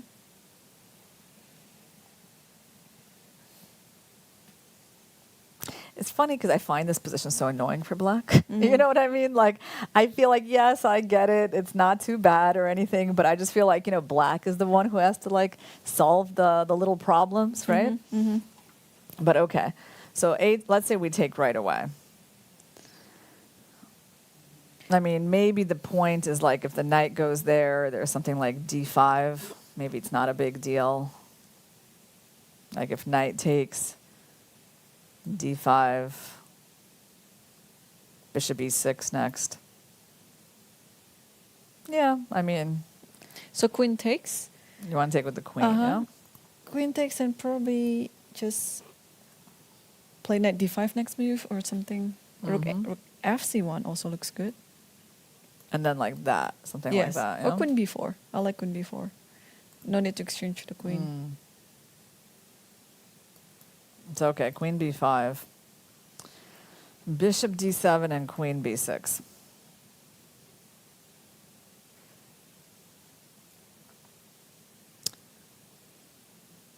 Yeah, you know what's interesting? I think it's like the difference between a human perception and like a computer perception. The computer is like not perturbed here at all for black. But as a human, I mean, you are, right? Because like this seems weak, this seems weak. There's obviously like a more active rook than your rook, right? So it's interesting. I mean, maybe Magnus's evaluation is just a lot deeper. And he can see that there's no issue here, but, yeah, it's a little surprising.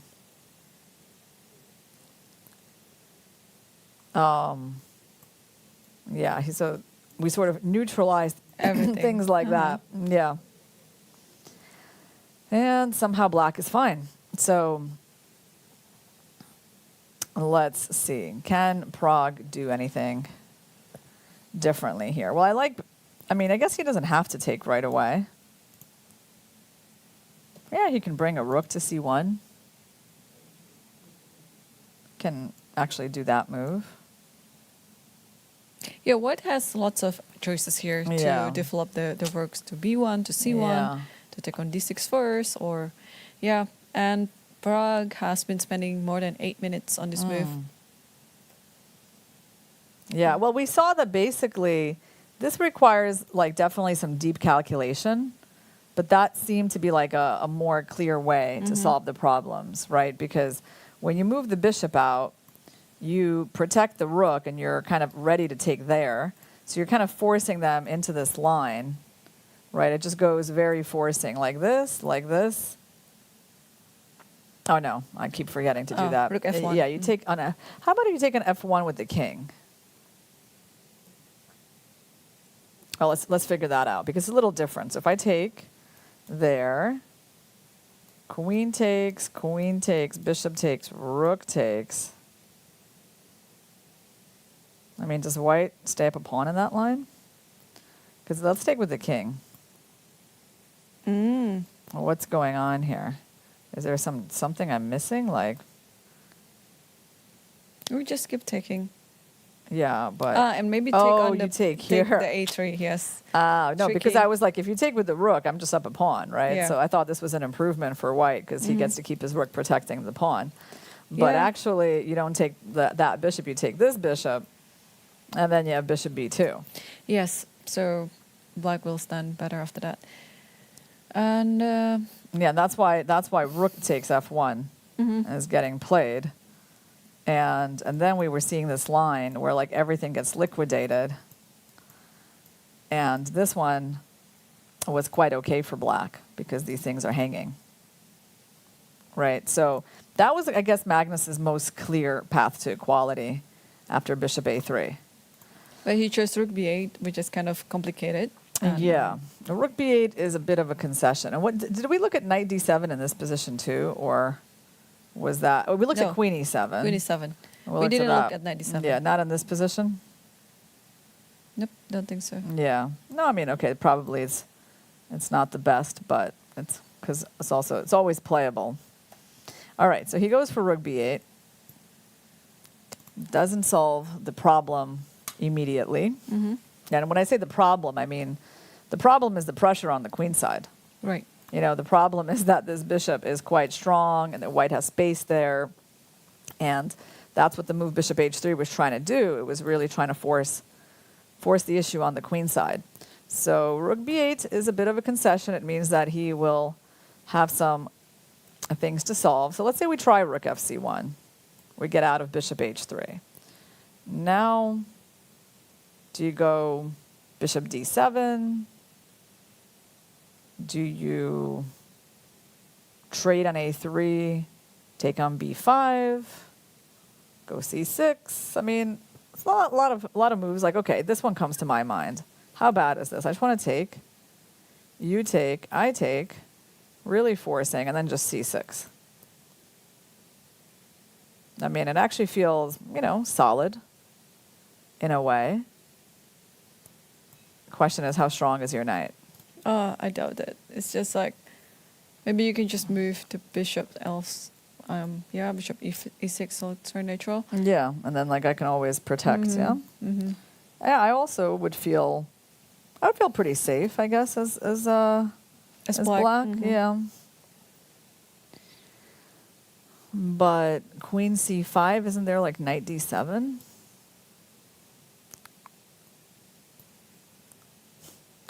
This is very computer-like. The computer is still trying to say that there's some pressure here on this queen side. And after queen c7, knight b5? Or, queen c7, rook c6. That is it. That's it. Ah, nice point. Yeah. So it just kind of continues, like the line gets crazy because white has to do some crazy things to justify this play, right? They have to like take the pawn, get themselves into some sort of pin, then, hope this works out, right? It's not, I mean, yeah, it can get very sharp here. What if I take? Are you just going bishop d5 and like black is down 2 pawns. But the problem is with the knight, and now you have to protect it. Rook Yeah, d1. yeah, and it's okay. I mean, I don't think we're going to be seeing stuff like this because it just seems like so crazy for both sides, like for it to be entering this stuff. But I mean, it kind of feels like. Black is risking more. Yeah, down 2 pawns. Knight b4. Wow. Knight b4, you're trying to win the knight. I mean, look at this line. Like, how is black supposed to enter A3? lines like this? Yeah. And then I give it up for 1. Then we're in some rook endgame. Like, look, here we go. We've analyzed it down to a forced rook endgame. And now we can start, Takes and then... going for, this stuff. I don't know. Did I do it the best way? Maybe not. Oh, it's interesting that... Maybe just go to a8, yeah? Yeah, interesting that this is considered this is very anti-intuitive, right? Because like automatically you put the rook behind the pawn. Mm-hmm. But here the computer is actually suggesting rook a8. Mm-hmm. Because the rook cannot be behind the pawn, that's different. If in this position the rook was on c2, then maybe it's not a very good move. But now the rook has to protect it on the 3rd rank. But this is still quite instructive that he thinks that the chances to hold this are better. Letting the rook be on the side. And he thinks this is a better defense than this, which for me is news. I don't know, because they both seem kind of possible, right? Well, for this, I think it's quite thematic. You just have to put the rook on e3 and then bring the king out. That is why I think you have to have the rook like on the other side of the board. So rook c3 and then I'll play rook d3. So you want to go rook e3, c3. Rook c3. So if you attack my a3 and e2, I'll put my rook on e3 and then I'll move the king out to f3 and so on. So you plan to put your rook here and then move out your king towards this. Yep.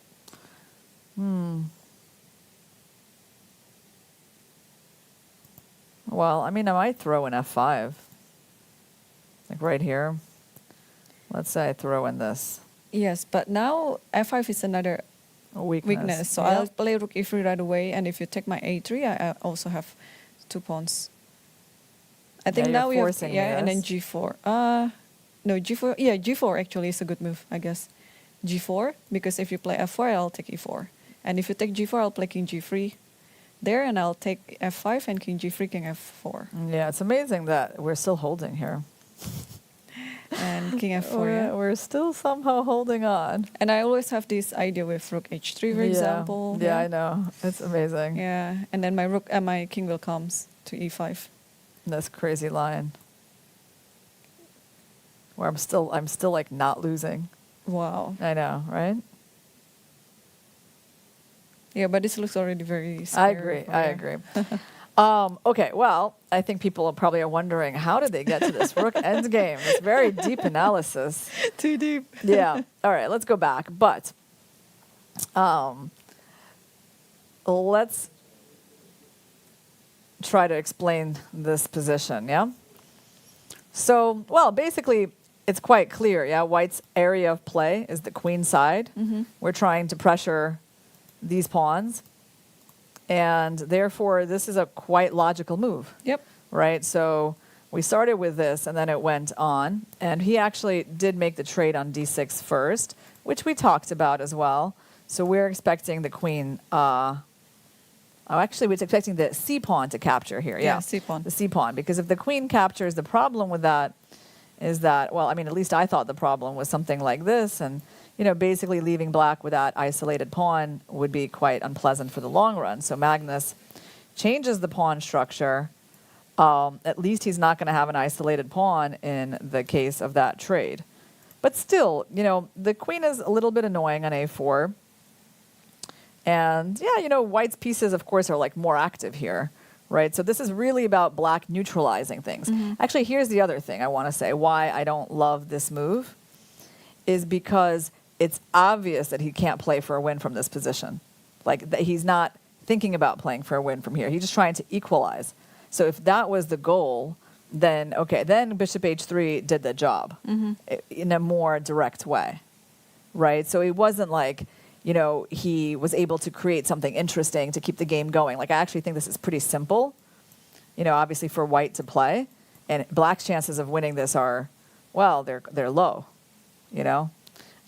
So he's still, I think, in the mode, like, where's the equality? You know, and he might get it, yeah, because, again, the engine doesn't see a problem here, but I feel like there's still, the next few moves are going to be important. Yeah. So what do you think will be Pragnananda's move here? Prague's move, yeah? Okay, so, well, there's only a couple of options that make any sense, right? So there's rook c1, like rook b1. Rook b1 threatens to take. So probably there's like bishop d7, right? If you go here, probably bishop d7. But every time you play bishop d7, this pawn hangs. And we kind of looked at that, right? These types of ideas.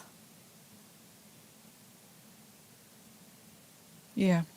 And then you can defend things like that. Wow. I know, wow, right? Right, wow, because it's just not the most obvious. Right. And somehow you hold on. But it's like it feels unpleasant. You know? It feels like we need all the accuracy, you know, to like not let things go wrong as black. So yeah, I don't know. It just wasn't not my cup of tea, this position for black. Probably here rook fc8, yeah? Yeah, but look at this line. Okay. Here I just see something the computer is giving is like rook here, and they were allowing this. Like, who would allow that? Right? I mean, it just seems crazy, even like looking at rook c5. Okay, maybe this is more normal. And you cannot play bishop c6 here because of queen d6. Or maybe you can. There's rook d8. Oh, wow. Yeah, maybe bishop c6 then. Bishop c6, yeah. So first of all, I have queen b3, maybe. And also bishop c4. Well, then you can trade and go like rook c5, I think. You kind of equalize. Yes, bishop c6, okay. I have to think about that. Bishop c4. And then you're attacking both the queen and the pawn. Yeah, let's just show your point that I cannot take because of rook d8. But the computer seems fine, so... I mean, I can still save my bishop. But it should be drawn, yeah? Rook A8, trading on B7, A2. Yeah. Although, like, there's this spectacular move Bishop that makes F3. things a little easier to make a draw, you know? Because Right. you spoil white's pawn structure. You make them take, and then you take the bishop. And then it's going to be an easier draw. But after this, yeah, bishop c4, and we're better. I mean, this just kind of illustrates to you, again, like, it's easy to make a mistake as black when you're defending, right? So what to do? Like rook c5, and then you actually have, well, you have to calculate why this can't be taken, right? So bishop takes B7, maybe queen A7. Yeah, I think it's just the pin in this particular position. Uh-huh. Or maybe it's actually just the pawn. Yeah. Maybe just a pawn too. Yeah, because Yeah. if queen A7, there is queen It's E4. actually still interesting, right? Queen E4 is here. And after D5, okay, your pieces are kind of hanging, so... You can come back to b4. Or, no, I'm sorry, d5, there's bishop takes d5. Bishop takes D5. Yeah. All right, let's go back a little bit. Yes. So what are we expecting from Prague? We're expecting him to figure out which rook to move, yeah? Which rook to move. So let's say, again, we're looking at this, so we just spent some time on that. I guess you could try maybe just to clarify things right away. So what did he do? He did move a rook.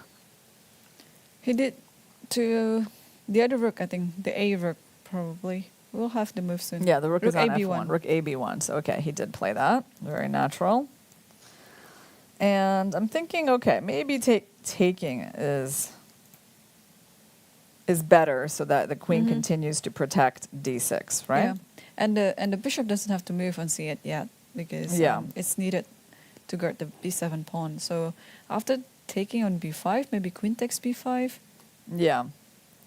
I mean, you know, one of the engine moves here is this, but I mean, really, like, I don't see like that being very intuitive to a human player, like just refusing to take the pawn. So I think we should stick with these moves first. And if Prague plays queen b4, then we can all be shocked. And But you know. that has a point, yeah, because after queen b4, you want to take the b5 pawn with the knight, but why can't you take it now, right? That's the question. Like, if you want to go for this plan, you can just take knight takes b5 right now.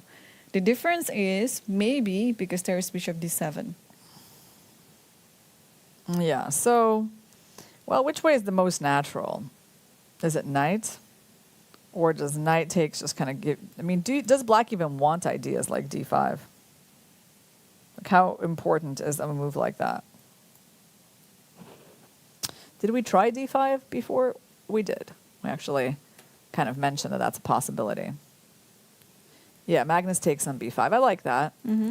That I understand. He is, you know, clarifying things. And now... Okay, so if queen takes, at least there's no d5. But then there is this idea. And there was something a little bit strange here. Yeah, very important tempo. That's the thing. Like after this queen trade, this was very important. The attack on the c3 knight. Because otherwise you can't get your bishop c6 in. Yeah, and also how to protect d6. Yeah, you see, Prague immediately captures back the pawn, right? Because, I mean, it's just too much for a human brain to contemplate, right? So he takes with the queen, okay. And yeah, I think this is what Magnus will be trying to do because he knows this bishop needs to be neutralized. So I think this is definitely possible for him to calculate. So either you put the bishop there, or if white tries to stop you, you trade, you get the tempo, quite a natural line, and pretty much they can't take the pawn or this pawn. Oh, he does something else. What did he do? He plays bishop e6. Bishop d6. Yes. Bishop d7, yeah? Oh, no. Oh, yeah, the bishop is on d7. Okay, yeah. He did play that quickly. Okay. Yeah, so here we go. This, and this. And this rook c8. This is maybe how the equality is going to happen. Right. So you know what? He played so accurately. That's the thing. Yeah, his judgment was good. Yeah. You know, it was not annoying the way I was thinking. Maybe it would have been annoying for me, but it seems like for him, he was able to, you know, just find all the right moves. Yeah. Well, he's the number one for That's a right. reason. Yeah. His accuracy is very close to the engine. Mm-hmm. And okay, so the knight's under attack. And of course, you don't want to put your rook in a pin.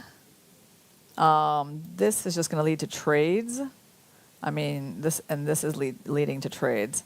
So should we try this one? We haven't tried that one yet. Yeah, we haven't. What to do on that? Can we just take and then rook e2? I mean, kind of, this looks like the most problematic. But, because this position, I'd be kind of willing to play as white, you know? I'd be like, oh, you have a weak pawn. I have a bishop versus a knight. Your knight's kind of not very strong. So I would at least be, I don't know, not too unhappy here. But apparently there's the move d5.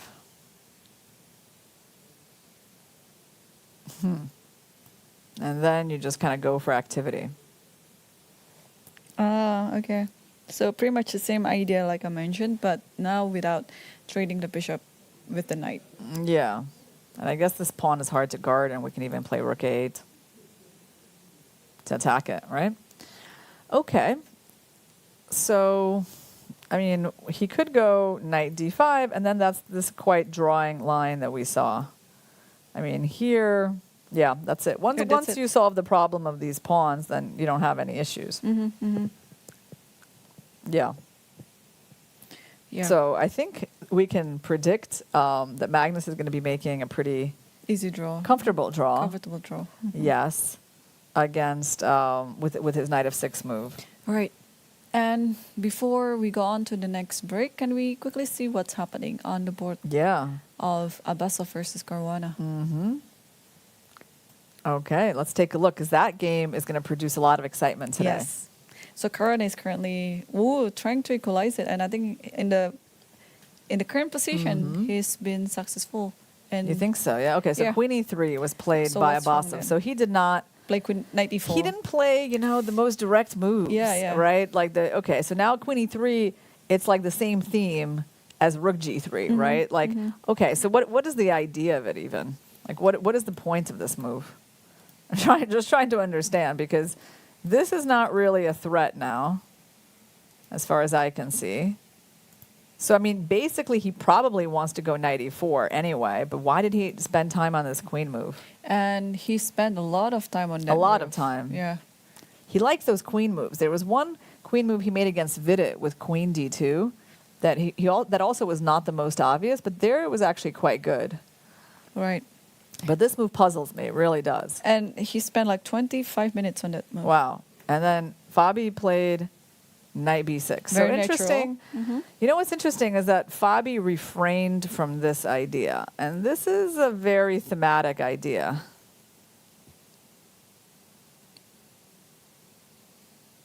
Because, I mean, you're basically closing up the e4 square. You're trying to take some space. So if EF, how are you going to take it back? Oh, EF? Which one of my knights wants the job? I think the D knight. Yeah, I think I'll take this way. Yep. And if I play, let's say, F5? You just moved. How do you do it? Like Let me rook think. E8? Rook maybe even rook D to E8, right? Rook D, E8. Yeah.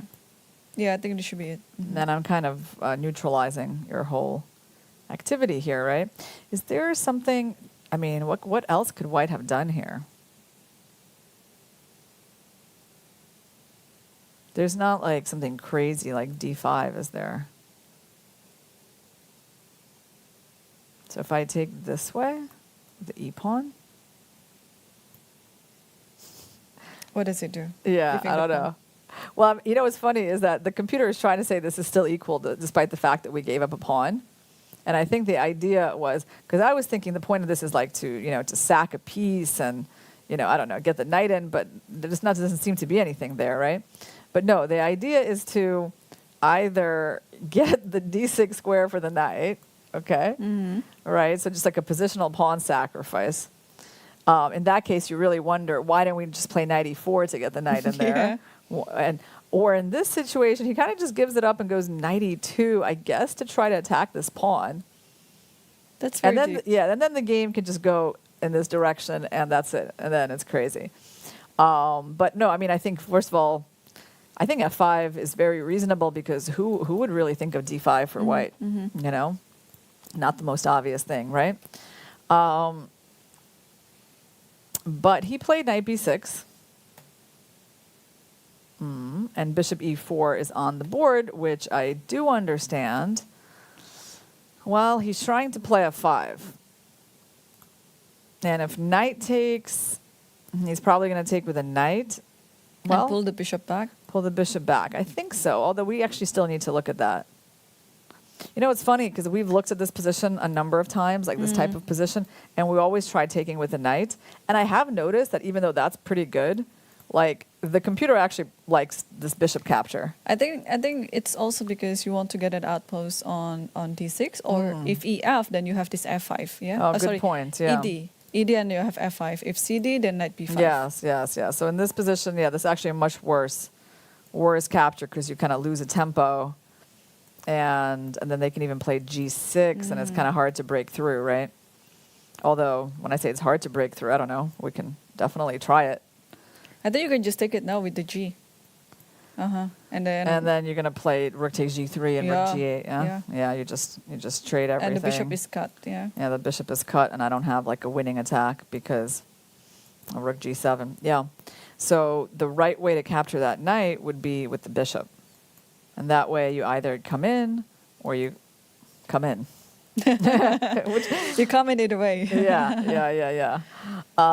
Okay, so that's interesting. So what does Fabi need to do here? So he needs to go back to this f5 idea that he's been reluctant to play, and then basically just get a totally normal position, right? That's fine. I mean, what's the problem? The white's pawns are weak. Yeah, totally. So I think that compensates it, because otherwise black's position is just looking so bad. And at least in this line, black has something to fight for. Yeah, so bishop e4, so we agree that maybe what else can be done here besides f5. So we saw knight d5, but knight d5, bishop takes d5. So now we are seeing f5. Not very obvious, actually. But f5, I agree. It looks like. I think he's going to have to do it. Yeah. I mean, he's had a couple of chances to play this idea, but I mean, I don't know what could be his problem with it. It seems, I mean, especially you don't want to let this move in, right? And then you kind of figure out this is bad. So I feel like he should find this move. Anything else he can do? I mean, like g6 looks very ugly in comparison, right? I mean, you can, I don't know, g6 just seems to weaken that pawn for no particular reason. Maybe you could try it and set up your pawns like that. And it's hard for me to sack here. Maybe. But, I mean, I think I would go for the more F5, forcing f5. Yeah. Yep, so Fabi has spent more than 9 minutes on his upcoming move. It better be f5. Yeah, it might be like he's calculating this line because like how does he guard that pawn? And also like if I take it, then he might see some problems with g7. Like maybe that's what is concerning him a little bit.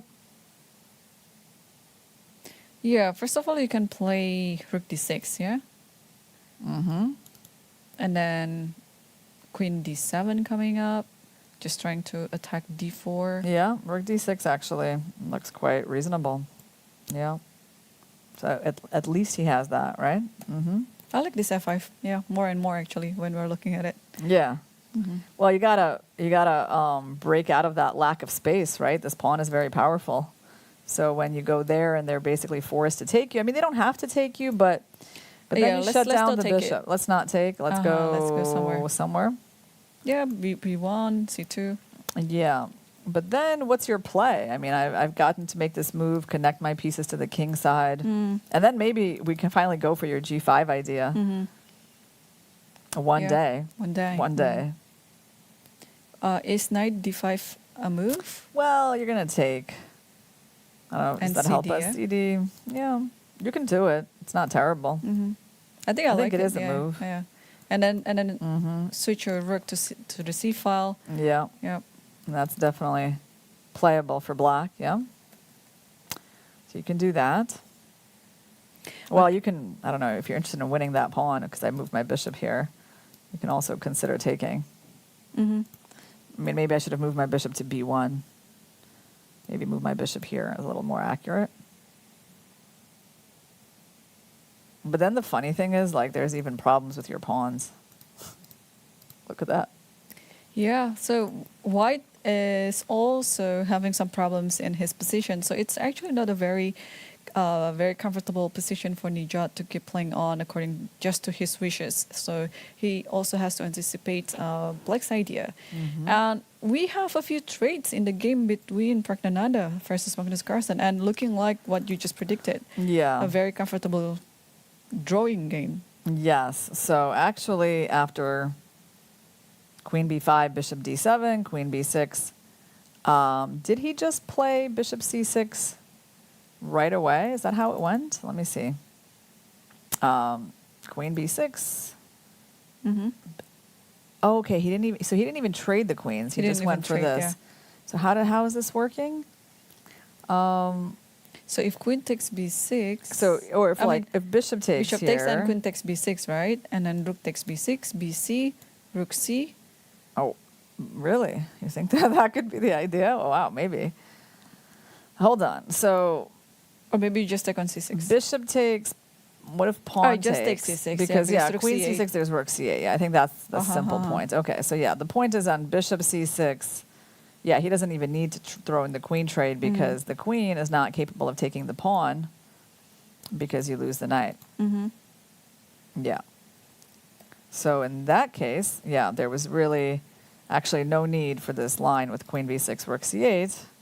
Just goes bishop c6. Things are starting to get neutralized. I think he took on D8 first. Yeah. He captured on d8. And, wow, well, the queens are off the board. There's really no pressure on black's pawns. What can we say here? Well, white has an outside A pawn. But it's not a lot. It's not a lot, yeah. Yeah, looks like very equal. And what if white offers all the trades? Should black, I mean, I would think this is fine. I don't really think this outside A pawn and the knight endgame is a big deal, right? So I think probably just come in. Because the center is very strong, right?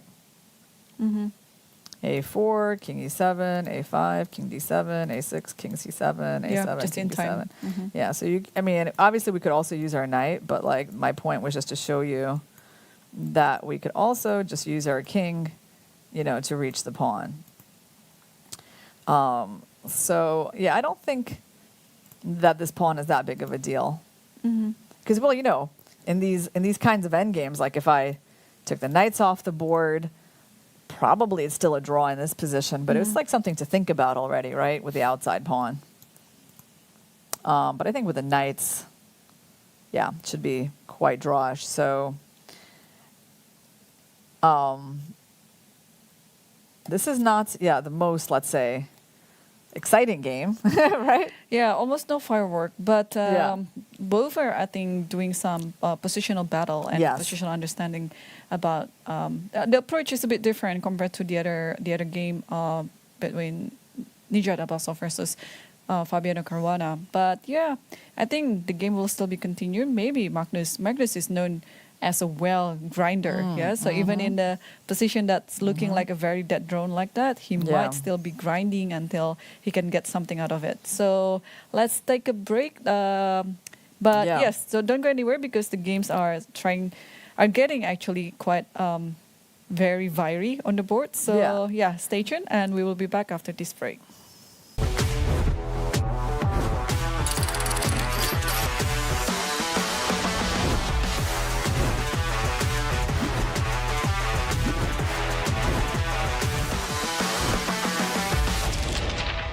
Azərbaycanın təbiətindən, Naxçıvanın torpağından süzülərək gələn təbii suyun sirri, Sirab. Her damlasında hayat var.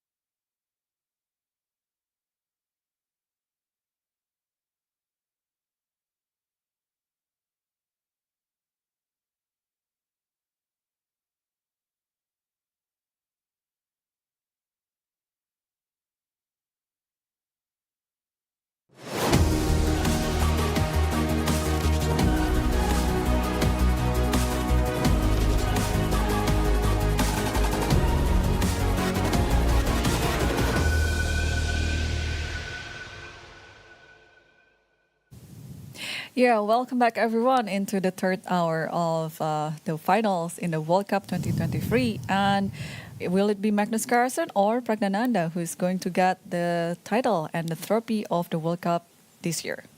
All right.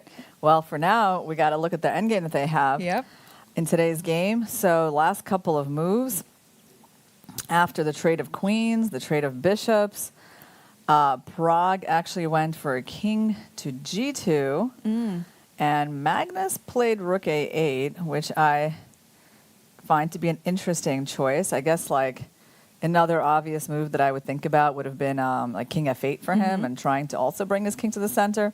Like in a way, I feel, you know, despite this outside pawn, black has like this very strong center, right? If you kind of trade off enough pieces and maybe like get your king, you know, activated, like maybe, you know, theoretically black could have something to play with here. You know, I'm just trying to think of some scenarios where this doesn't end in a draw, like in a couple of moves, right? All right, so yeah, I did think this king was going to come in. Magnus decides to avoid the rook trade, which is really interesting. I see that it's not, I feel like there's something kind of like symbolic in that choice. Yeah, symbolic indeed, yeah. So he's not showing that he plays for a draw. He is actually fighting for a win. Yeah, keeping both pairs of rooks on the board, I feel like is kind of a statement that you don't just want to liquidate everything. Yeah, and also there is no risk by doing that. Yeah, you have a very solid pair of rooks and then pretty good center, and then I think this is also quite very straightforward. You just want to attack. Okay, rook a3 is about to come, knight d7 as well. So I think black's position is quite okay. Well, I mean, I feel like actually I can't even, I don't know, to me it feels like this move cannot, its significance cannot be overstated. I mean, because black was not forced to give up the b file at all, right? So it's kind of like, I mean, in a relatively stayed position like this is like the sharpest move you can make, right?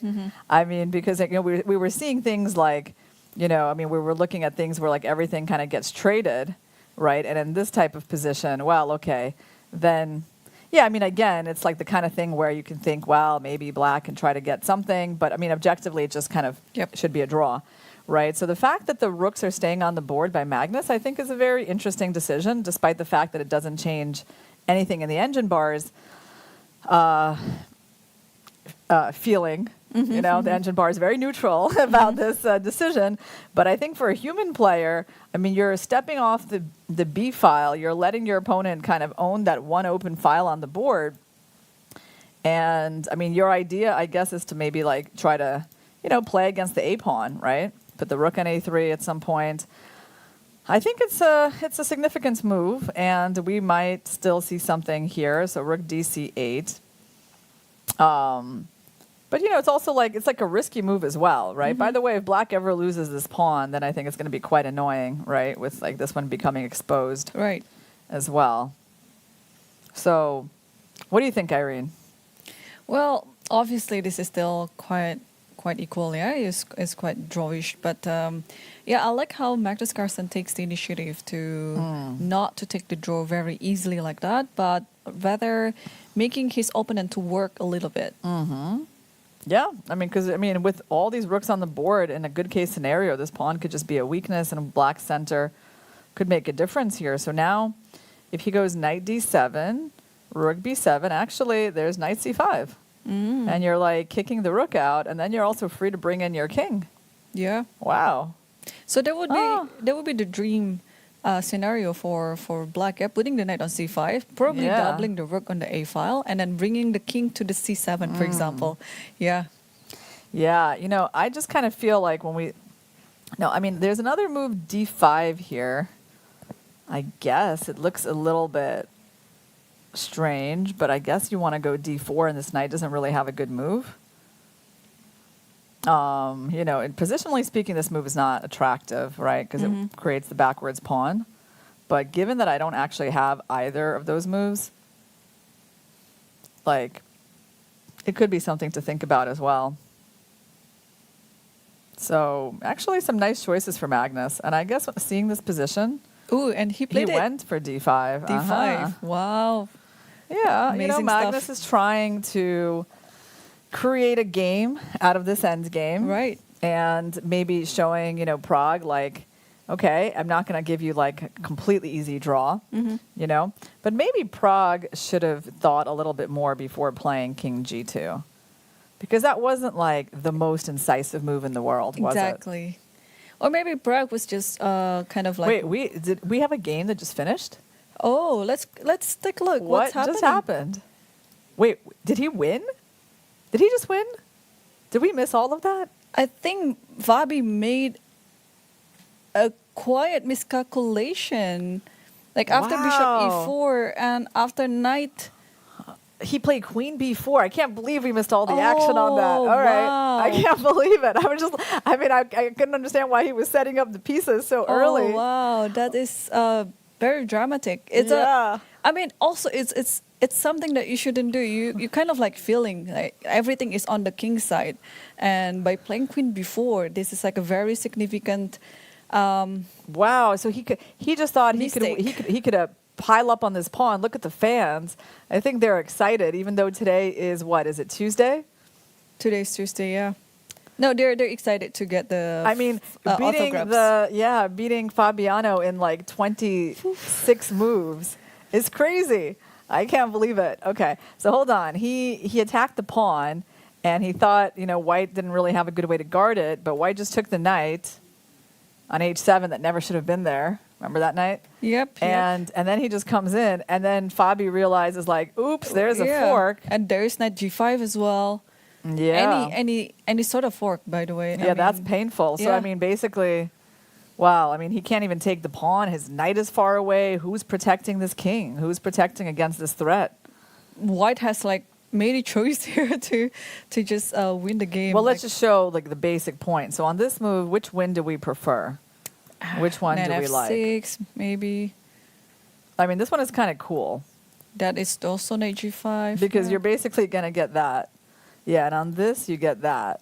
And if you take me, I just get a checkmate. So it's like, White is really for having a choice here. You can go knight G5. You can just take, obviously. Yeah, queen takes. And you can take here, but this is the boring way to win.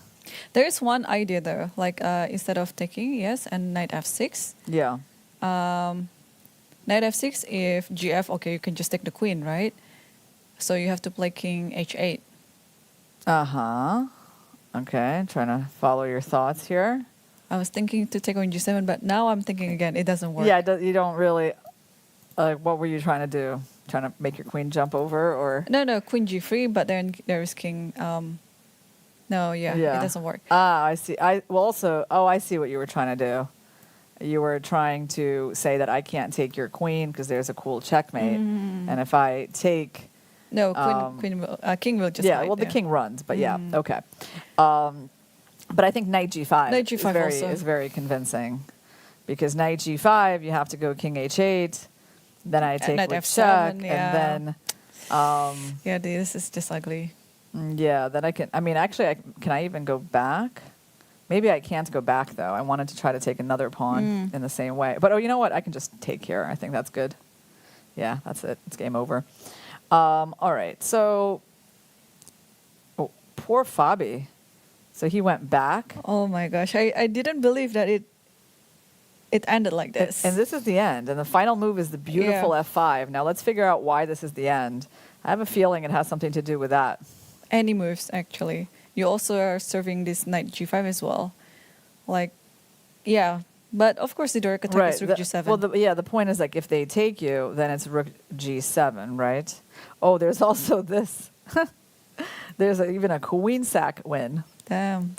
Yeah, look at that. This is too good. This is so beautiful, right? I actually like this one. Yeah, this one is the best. This one is not as cool.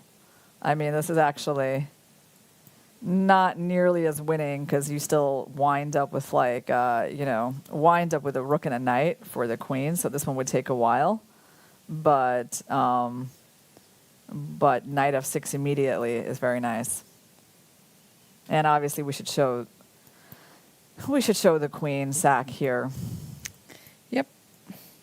So he got destroyed, but I really feel like he kind of did it to himself. Yeah, this queen b4 is very uncharacteristic to It's the like he lost his position. sense of danger completely. Yeah. So it's funny, instead of like f5, which we were saying, he goes completely the other way, abandons the king side. No, I mean, like, yeah, you have to have an intuitive feeling about this move, right? That's all. I mean, I guess did he miss bishop h7? Did he just never consider that the bad knight would be taken? I mean, but on the other hand, like, what did he expect? Like, how was white supposed to guard this going knight e2?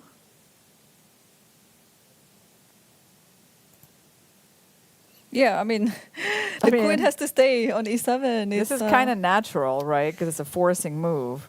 And then coming in with the knight is also natural because we know all those ideas are there.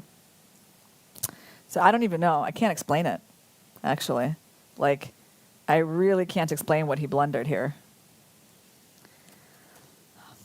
Well, poor Fabi. Yeah, I think maybe, I mean, looking at this game, you actually get the feeling like he was really impacted by yesterday's loss. Result, yeah. Yeah. But I mean, Abbasov, like, what an easy win with the white pieces. Yep. 26 moves, really flashy, right? And those pawns, they got to e5 and f5 in the end. He got it in the end, yeah. in And the also end. this knight e4 idea. Yeah. He got it in the end. He got everything He in got the end, everything in yeah. the end, yeah. Wow. Okay. Well, tomorrow Fabiano will be playing with white pieces, so let's hope that he will make the comeback that's very much needed to secure the tiebreak, actually. Yeah, but it was a very good game by Abbasov, yeah. Very dominant straight out of the opening. And yeah, unfortunately Fabiano just blundered, and as you said, losing his sense of danger and eventually lost in such a way. Okay, so this is the final.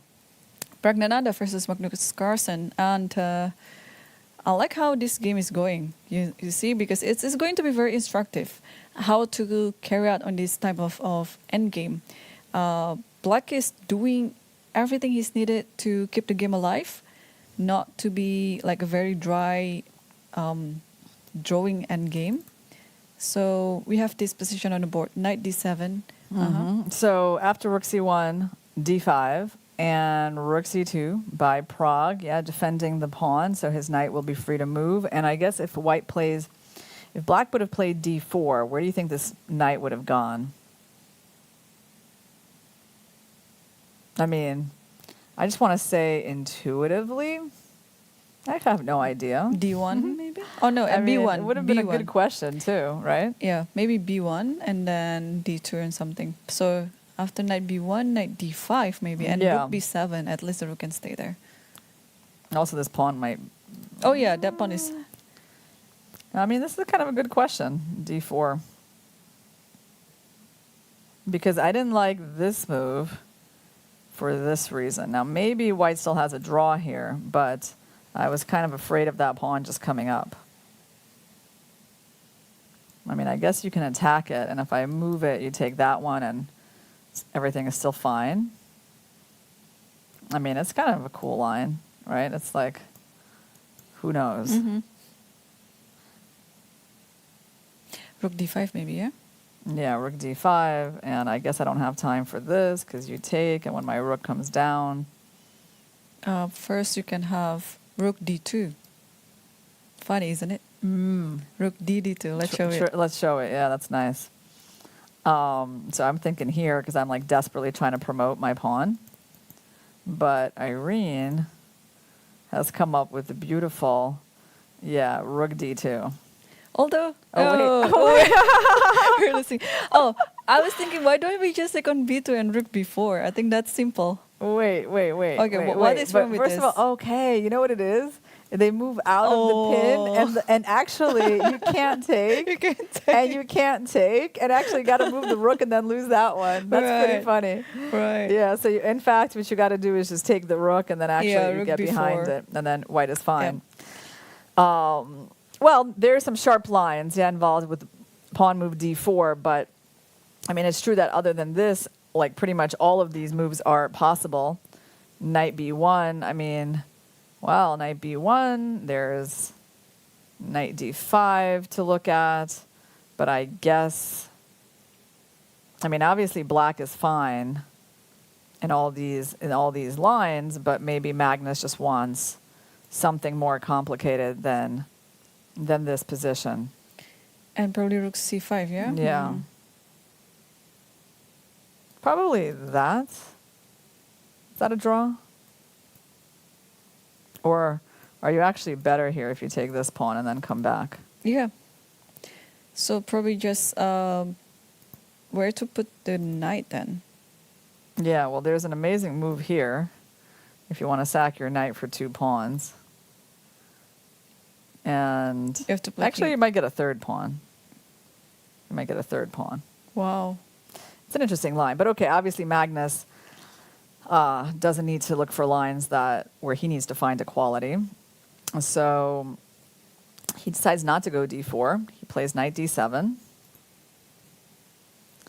And rook b1 is on the board. So, yeah, you know, I actually think we're getting the scenario I was telling you about, like, but with black having pushed, and now black is getting to bring in the king. King will stand fantastically on d6.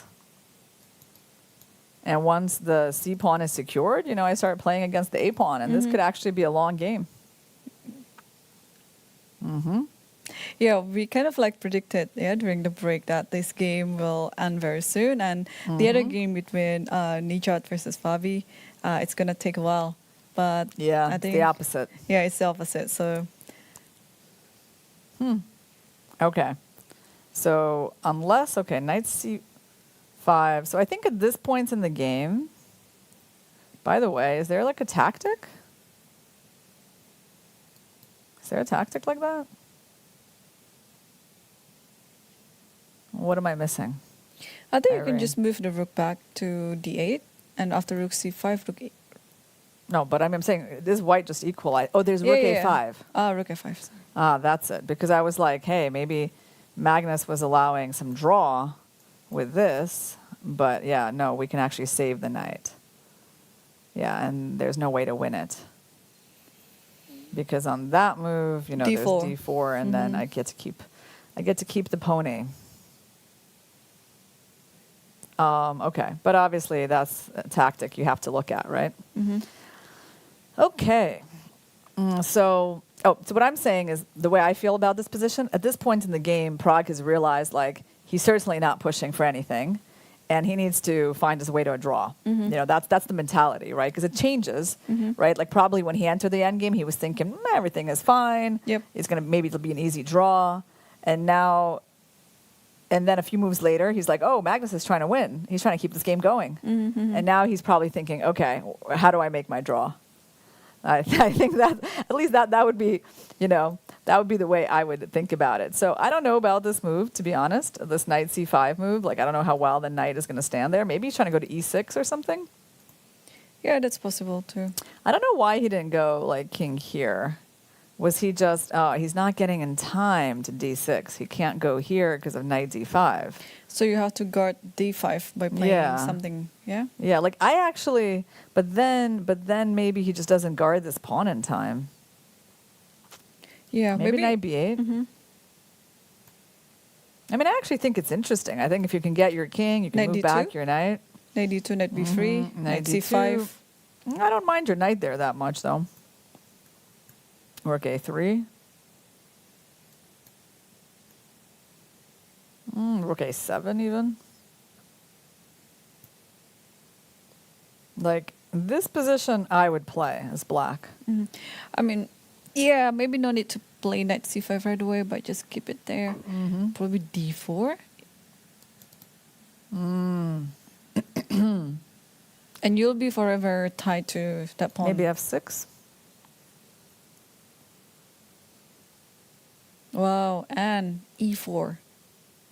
Right here, or where? No, or d4, f6, e4. It's like you're starting the opening. You know? Yeah. But that's funny. If I take, you want to push d5, or something. Okay, you have suggested a crazy move here. Well, d4 is not so crazy, but e4, yeah, that's quite something, yeah? Okay. No, I mean, I'm not surprised that we can find some lines that can equalize for white, right? Like, I know it's not, like, black has a lot yet. But yeah, Prague did, I think, a very good move there. Rook c1. Rook So c1. he was basically setting up this tactic. So Magnus went here. And now you don't have that anymore. You have knight b5, though. You have knight b5, you said, yeah? Yeah, knight b5, I think, equalizes everything. You think so? Hold on, we got to calculate that.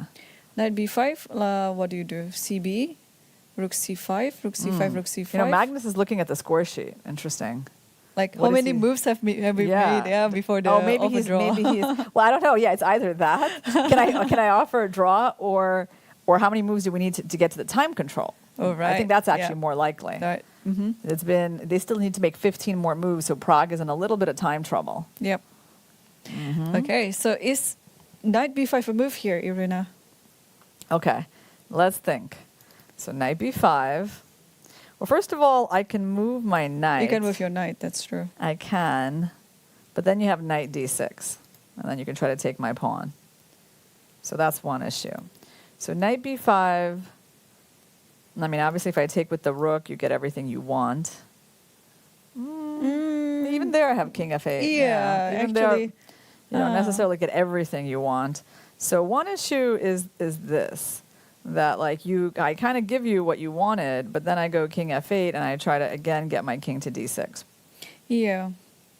Probably in this position there's e4, and it's just in E4. time. Yeah.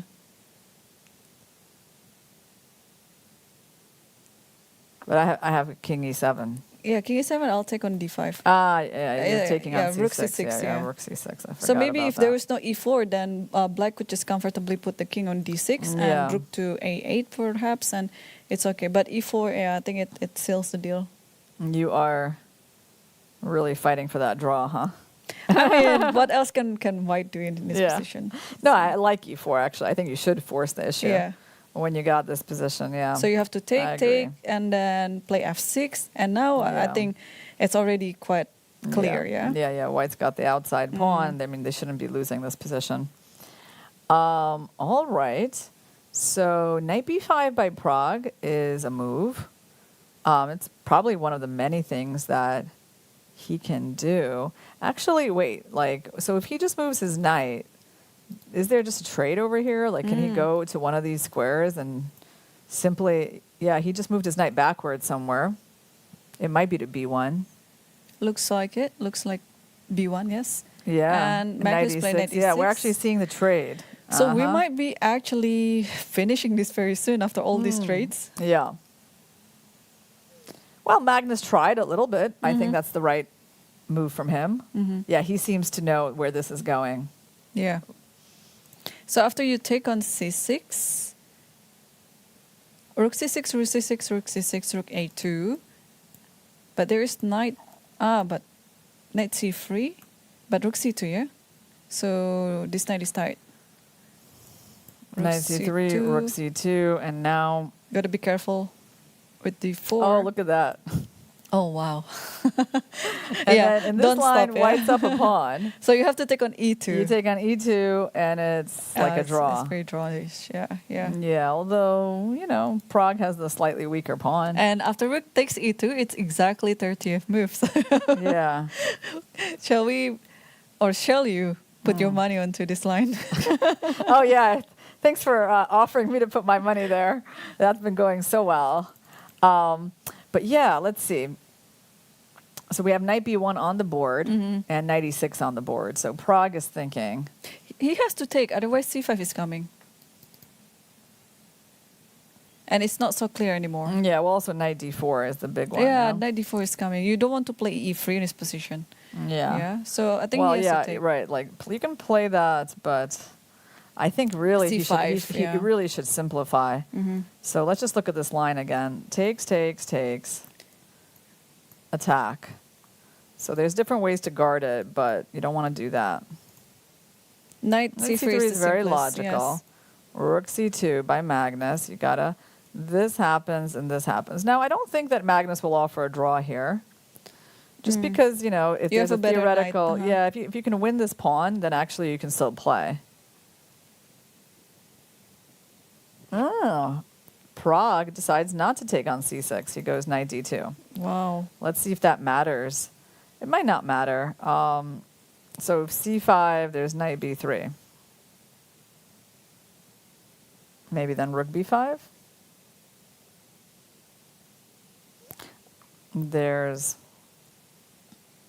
Wait, so what did he calculate here? Knight d4, knight b3 he wants?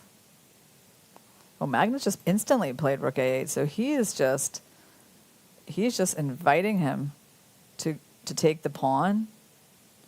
Huh. Interesting. So Magnus doesn't even look at knight d4. Knight b3. Right, because there is this trick. Uh-huh. Yeah, it's quite a good trick, yeah, by Prague.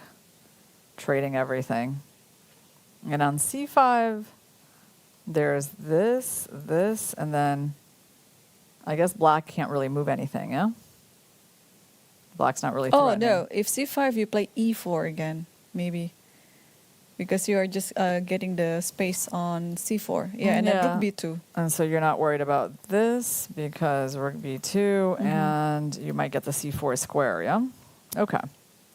Makes sense. So Magnus, but yeah, he instantly reacted, yeah? The rook a8. Does he think he's better after rook takes here and then knight d4? I think he does think he's better. But if knight there, Or rook there's c8. check. Yeah, so Yeah. you should take on a2. All right, so if rook I c6, take... rook a2. Yeah, let's just show why you can't do that, because that's a check. And then we have time to play e3 or knight b3. Or knight b3. Yeah, so you're going to take on a2. Okay. And now what's next? Knight f3 or knight b3? Knight f3, rook e2. Or you can put back... Oh, I was thinking rook c2, but then there is knight d4. Or maybe it's knight f3. Knight f3, rook e2, and then king f1. So you can throw in rook c8 first. So knight f3. Yeah, knight f3 is the idea, but you can throw in rook c... Because otherwise with two rooks it's going to be dangerous. So rook c8 first. Trade and then go knight Takes, f3. and then now knight f3. And rook e2, king f1. Yeah, and then it's another trade. I win that pawn, yeah? Yeah. So I think this should be the continuation. Yeah, you have to play rook c8, otherwise it would be dangerous on the second rank. And then you have to play this move to save the pawn. Rather ugly, but... Or knight e5. But it kind of does the job, yeah? Knight e5, f6. And then rook somewhere. Rook e8, rook e8. Yeah, looks like a bit... Yeah, knight g1 should be fine. So he did knight f3. So he's not taking on c6. Okay. Well, things are getting liquidated. I feel like Magnus, by judging by how quickly he's playing, I mean, I guess he feels like this is heading towards a draw. Yeah, I think so too. And we could tell that players are getting tired anyway. Yeah. We could see from Fabiano's game how he blundered such a position. Yeah. So, yeah, I think it's just... Yeah, Fabi's game was definitely uncharacteristic for him. Yeah, definitely. You don't really see that many Fabi games like that. No. No. No, not at all. I mean, he's a lot more tenacious than that. Yeah. Yeah, it's just the fatigue, I guess, and the stamina. Everyone is very exhausted in this tournament. They're here already for almost 4 weeks. And, yeah, I was actually expecting some mistake like that too. Like at the end of the event, not at the end of the day. At the end of the event, we already saw like so many mistakes also from the yesterday's tiebreak as well. Yeah, and I guess, Abbas, he did get that day off, and that kind of made a difference. Yeah. And Fabi was, had to play right after his match against Prague, so, but I mean, that means that Fabi needs to come back with the white pieces. Yep. And because otherwise, can you imagine, like Fabi's spot in the candidates kind of depends on Magnus, still on Magnus's decision, Still on Magnus's, yeah. But okay, this is still the first qualification to the candidate. They will also have Grand Swiss, for example, another avenue for the candidate spots. And Prague is reaching it I think he has to take, right? the pawn, right? So let's see. He's going to take. Then his knight has to move. So where is it going to go? It can go back. If you take here, I just take any E4. That should be a draw. If you defend the pawn on C6, I got to play rook here. Then you can take. Take on E4. Can I go here? Oh, you want to trap the knight? Yeah, I want to save my rook. Yeah, I can play rook A2 and then rook E2, rook D8. You cannot save the knight, right? That's clever. So you're just going to take, huh? Mm-hmm. And you have to take the knight, otherwise E3 is there. yeah.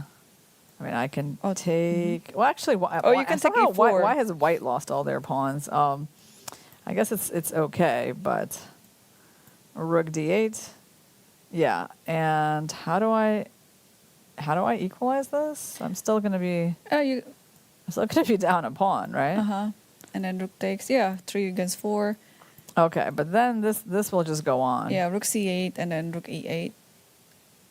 Yeah. And then king goes to F1 maybe or something. Yeah, it should be drawn. Right, but like, there's no way this is going to happen because Prague isn't going to give Magnus some position with like the extra pawn and to play this for another hour or two. No, so hold on. So let's play carefully here. So E4 is on the board. So we're expecting, okay, pawn takes, reasonable. Pawn takes knight D2. Knight D4. Okay, he captured. Knight D4, rook C4. Knight takes E4. Now, knight takes E2. Now we can think because we have choices here.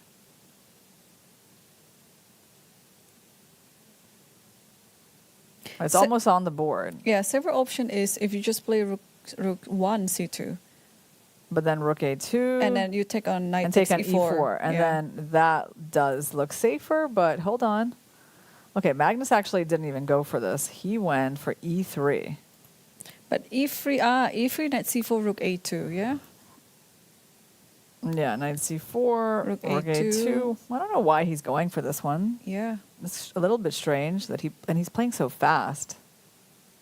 Okay, there should be like many lines to make a draw. But okay, knight C4 looks very tempting to play. Yeah, okay, knight C4 is definitely the right move because we don't need those double pawns. And I kind of wonder why Magnus is even interested in this position. Maybe knight D4 now. Yeah, maybe because he wins that pawn. Yeah. Because if it wasn't for that, I wouldn't really see why he would want this. Yeah, totally. And you have to takes, and then black does win that pawn immediately. Yeah. So rook C4 maybe, yeah? How to continue this? I still don't really get like why he went for this position. But I guess I can't really get. Yeah, I guess you can always get the knight out. Okay. Also rook D2, knight D4, yeah.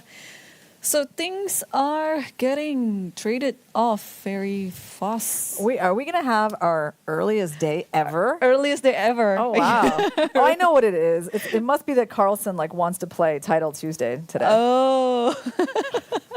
What an incentive. Yeah. No, I mean, should we make some bets on whether he's going to be playing Title Tuesday? Oh, he will. You think he will? He will. The question is which Title Tuesday? One of them or both? Because the late Title Tuesday starts at 2 a.m. local time.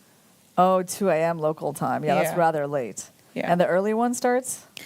Good question. The earlier one it's 1 p.m. New York, so it's probably like around 9.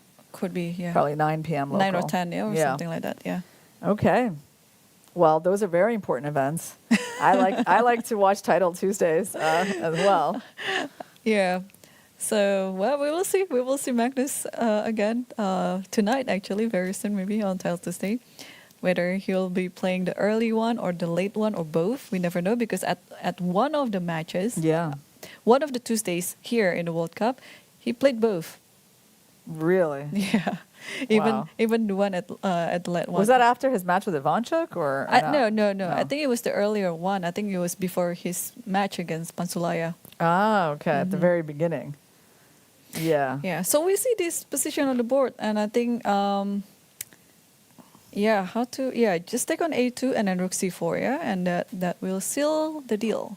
And they're already on their 32 moves, so if anyone wants to offer a draw here, they are eligible to do it. We can go to the old city tonight.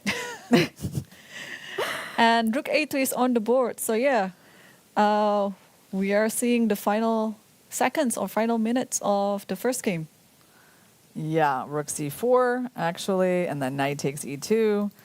Rook c6 and draw. Yeah, Great. and draw. I mean, they've made 30 moves, so it's kind of coming. Magnus Plays plays c5. Okay. He's funny, right? That's the thing. He has a sense of humor that he brings into his games. And now rook takes e2, and the knight will go to e6 just to go.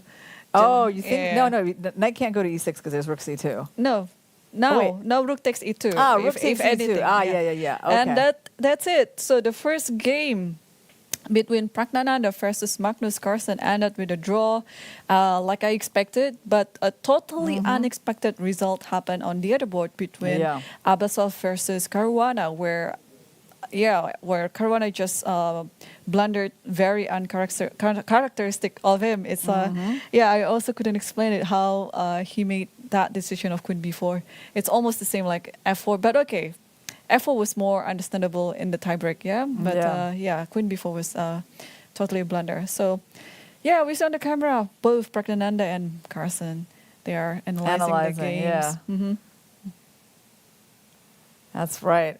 Well, the thing is, Magnus knows so much about chess that it's quite hard to catch him out in the opening, right? So, I mean, I find one of the interesting things is, for example, that he went with this knight of 6 move today early on, and this reversed dragon, which is a move that is like, I mean, he's played it before, but it's so much less common than the other options, right? And I guess when you play Magnus, it's just like you have to know everything in chess. Obviously.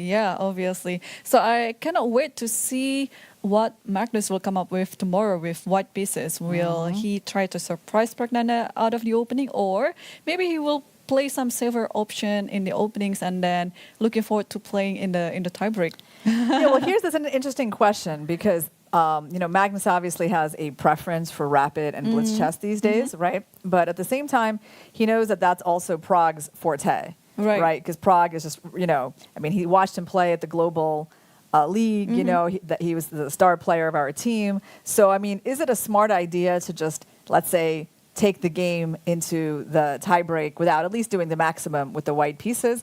I don't know. I think I would say that he needs to try to push in the classical game. And if it doesn't work out, okay, then he'll play the tie breaks. But I think there will be like a fight tomorrow. Yeah, I think so too.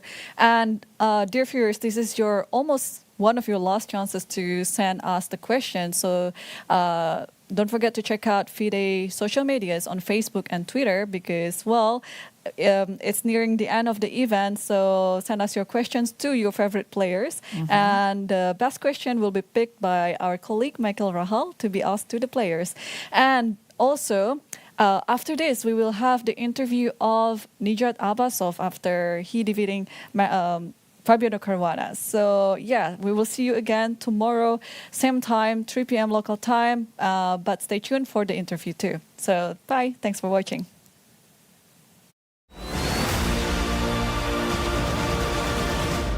I'm joined by Nijat Abasov. He's just defeated Fabiano Caruana in the fourth bronze medal match in the first game. Nijat, a very powerful performance. You played the opening super fast as usual, 18 moves. Fabiano was thinking, you were walking around, you had everything under control, and then you lashed out this fantastic attack and game over. Tell us about the game. I guess since my last 3 games were London, and previously I went for Queen's Gambit declined positions. He didn't expect Catalan from me, but I was watching his games closely against Prague, and there were already some Catalans in this line. So I decided to test my luck here.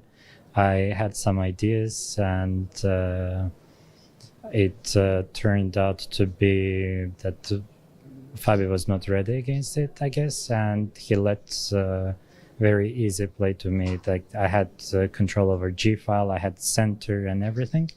I guess I wasn't expecting him to play Queen B4, honestly. I was like, after Bishop B4, I thought this H7 knight is very powerful in the defense. He had to go G6 most likely. I couldn't see a clean way how I would proceed the attack, but it felt like there should be something. But he spent a lot of time, and with Queen B4, Bishop takes H7, knight E4, it turns out that I have all these knight g5 motifs, all the way f5, knight f6, queen takes h6, and it was already unstoppable. It was a bit surprising that he resigned, but as you say, knight f6 and knight g5 would have come very fast. What do you think happened to Fabiano to make this queen b4 blunder when the computer suggested just f5 would more or less hold the position? What do you think he missed? It's hard to say. I don't know. I mean, it was pretty straightforward.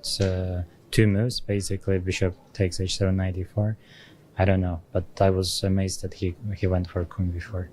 Of course, it's a two-game match. We still have tomorrow a game where he will play with the white pieces. But as you know, there are 3 spots for the candidates. Although everyone says that everyone is virtually qualified, hitting that 3rd spot must be very important for you, as I understand. Undoubtedly, there might be lots of circumstances Magnus changed his mind and plays at the candidates. In fact, I don't objectively think he would, but still it's better to guarantee the spot. Nijat Abbasov, a very powerful performance today with the white pieces, leads the match by 1-0, and tomorrow the second game with Fabiano playing with the white pieces. Nijat, congratulations and good luck tomorrow. Thank you very much.